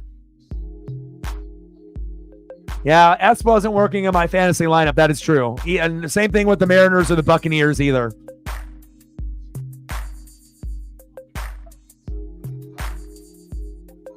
Nice job by Drake London. But that substitution that I made when I talked to you this morning for James Conner and Pollard, I made the right choice. I mean, they both sucked, but Pollard got less points, so I didn't fuck up. Pollard didn't go for 30, so my S was good. Orion, he approved.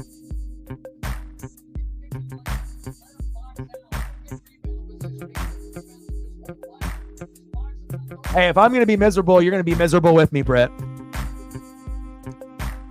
We can be fantasy duds together.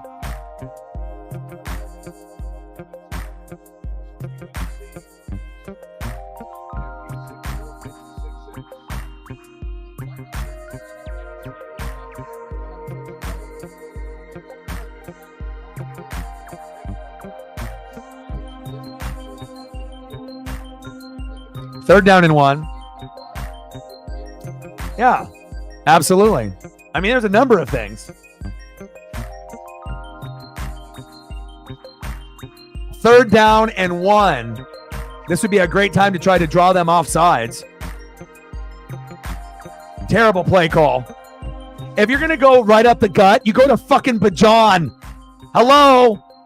You don't go to Algier there. He's already ran that play a billion times for nothing.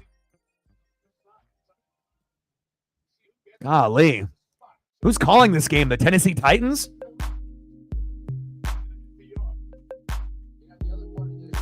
Yeah, we got a lineup of bums. Even my bench had a bunch of bums, too.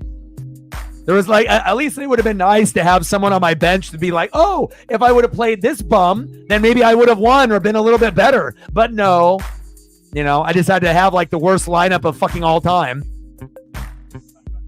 And I thought it was bad last week with 4 guys shitting the bed. Today, 7 out of 9.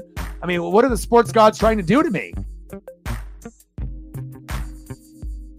4th and inches.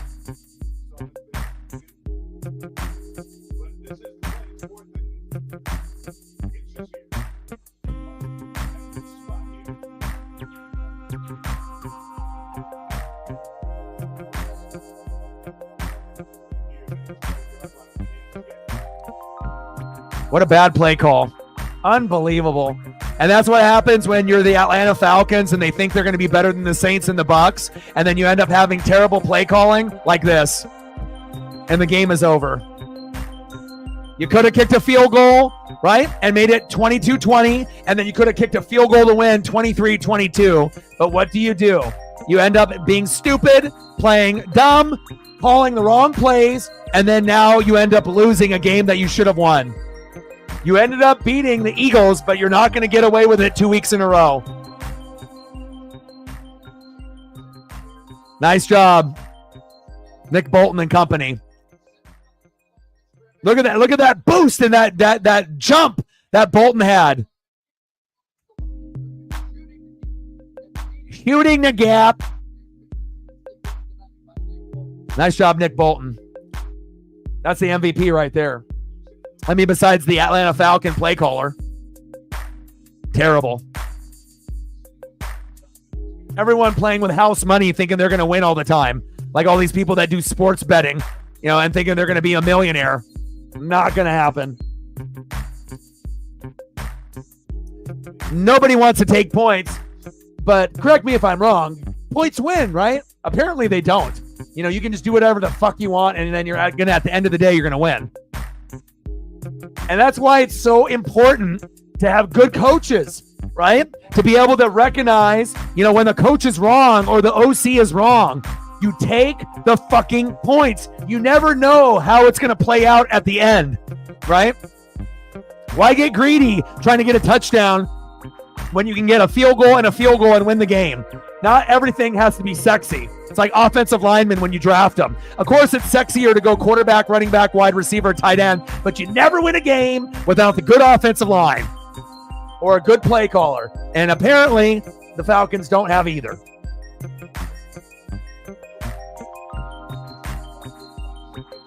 Man, I'm disgusted. I mean, I don't even know if the Falcons deserve to be in the NFC South after that. That was terrible.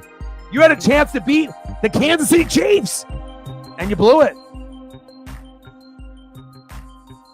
Man, pissing me off, man. Orion is mad because I want the NFC South to be respected, and we can't be respected with dummies like that.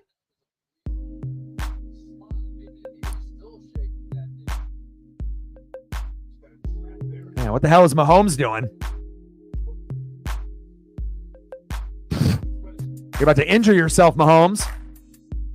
I thought you played baseball, Mahomes. That was not a good slide. Yeah, don't these players realize that we have them in fantasy and that's the only thing that goddamn matters in my life? Oh, yeah. Oh, my God. Amon-Ra's dad is losing his mind. Or it'll be like Rome's dad, circling on all of the video. My son is open. Caleb, throw him the damn ball. Oh, yeah, always. Congratulations to the Kansas City Chiefs. Not sure if it was really a game that they deserved to win, but when you have a bad coach and a bad play caller, good teams find a way to win. Bad teams find a way to lose. And nice win there by the Chiefs.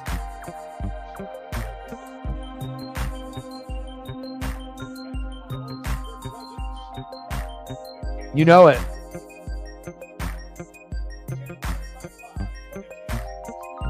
I don't know if they're going to get back on track with shitty coaching like that. That was terrible. Final score, Chiefs 22, Falcons 17.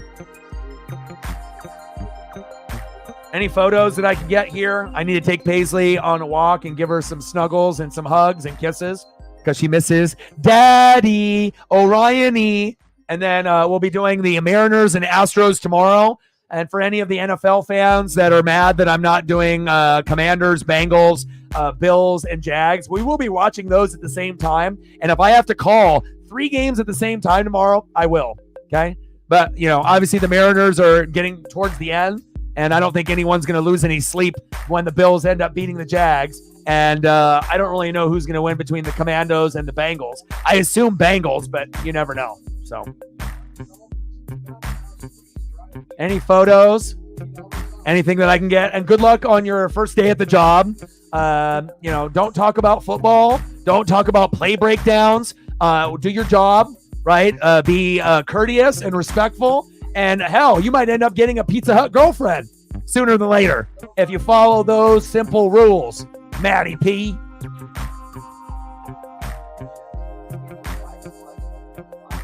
Do we need to give Matty P Pizza Hut photos? Is that what I need to give you? He's like, no.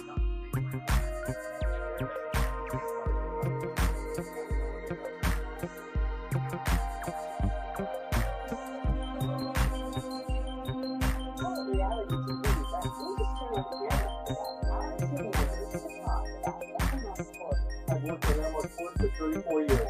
I believe that I'm on board. That was the most easiest experience out there. We have a great selection. The best of good. We got a great parts department. We got a great service department. We take this home place. We're excited for the home. This could be your future, Matty P. Look how happy they are. They're like, Matty P made my pizza. It's so good. What's your number? Boom, girlfriend.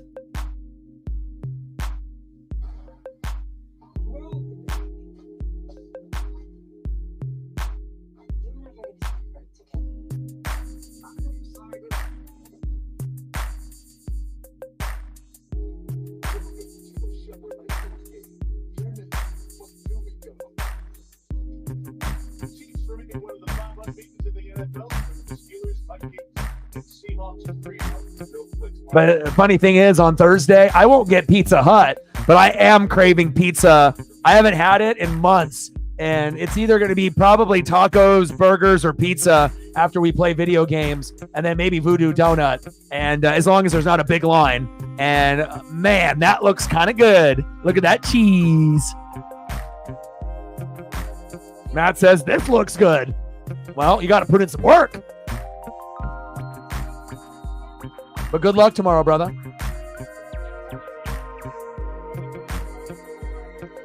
Why not get a Pizza Hut girlfriend? Why not? Maybe they like Taylor Swift. Maybe they like football. Maybe it's not just pizza that they like, you know? Who's to say? That's going to be your best shot to actually meet a girl and have it turn into your girlfriend is at work, especially if you haven't had a job before. They'll be like, who's this Matty P guy? You know? But if all you do is talk about play breakdowns, they're going to run away. And then you're going to have to put the pepperonis on the pizza by yourself. But if you end up being a team player, you can put on the pepperonis together. You can get yourself a pepperoni princess from Pizza Hut. Why not have a girlfriend from Pizza Hut? Just saying. You want to put the pepperonis on by yourself, or do you want to do it with a girl?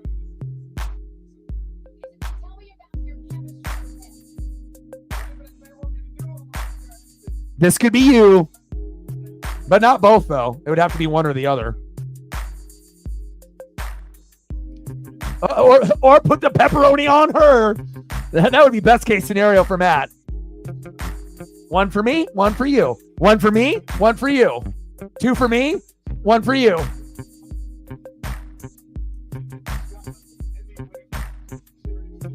See, the thing is that's not the mindset that you have to have. All right. If you have this fantasy in your head that you're going to be with Taylor Swift and Taylor Swift only, not going to happen. All right. But if you keep an open mind, go to the job, right, and be respectful and, and just, be outgoing, you might actually meet someone special. Like if I ended up going to a job, right, and there was someone cool that was working there, right, well, you're just not going to be interested just because they work at Pizza Hut. Hello, that's where you work too. Or, you can't be hating on someone that works at the job that you're working at. You might actually find someone special at the Hut. Just saying. You might find your pepperoni princess. Don't be hating.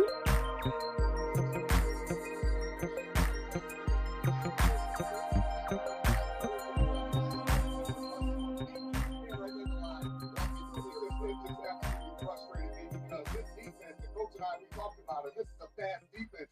You have to hit them downhill. But you to try to run an outside play, Coach, I just think this is right. And look at Nick Foles here. He's shooting from left. He's not worried about quarterback sneak. He's playing sweep right now. And that's the thing. Usually you run that play, you get them thinking quarterback sneak is going to come inside. But Foles goes right to the ball.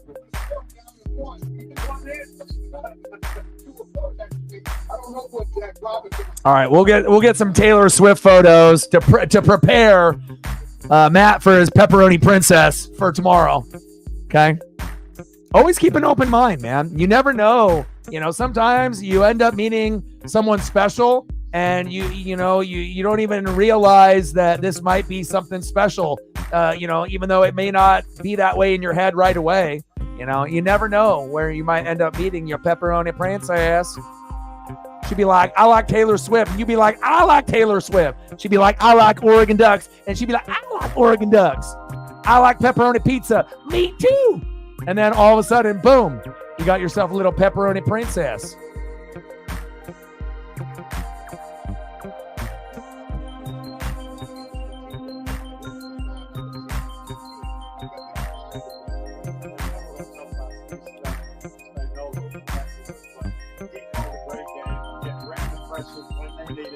Two stops down there in the red zone in the last 5 minutes. Plus, you wouldn't want to be with someone like this anyways, because if there was ever a chance to be with someone like this, they would end up breaking your heart anyways, and then you would be jaded forever, or for a very long time.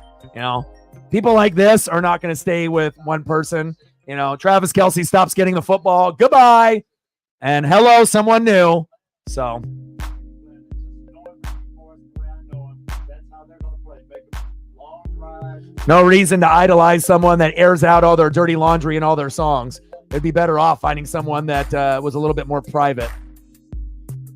Otherwise, you'll end up in the song next. Because I imagine once they break up, we're going to hear something. I'm not going to listen to it, but maybe some of y'all will.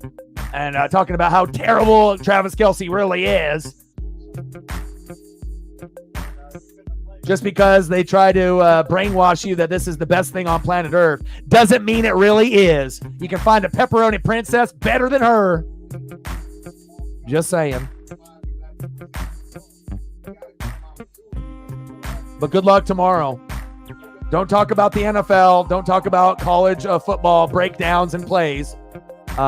Just be outgoing, listen, be friendly, and you might have yourself a pepperoni princess.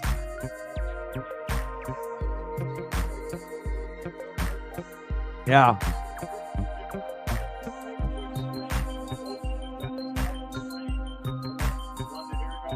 Well, I love you guys, and I appreciate you guys very, very much. You guys are the best. Orion is always in the building.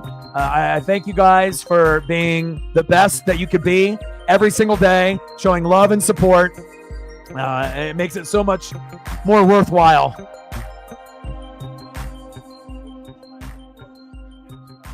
Oh, Matty P fumbled me. I'm on to the next Pizza King. Questionable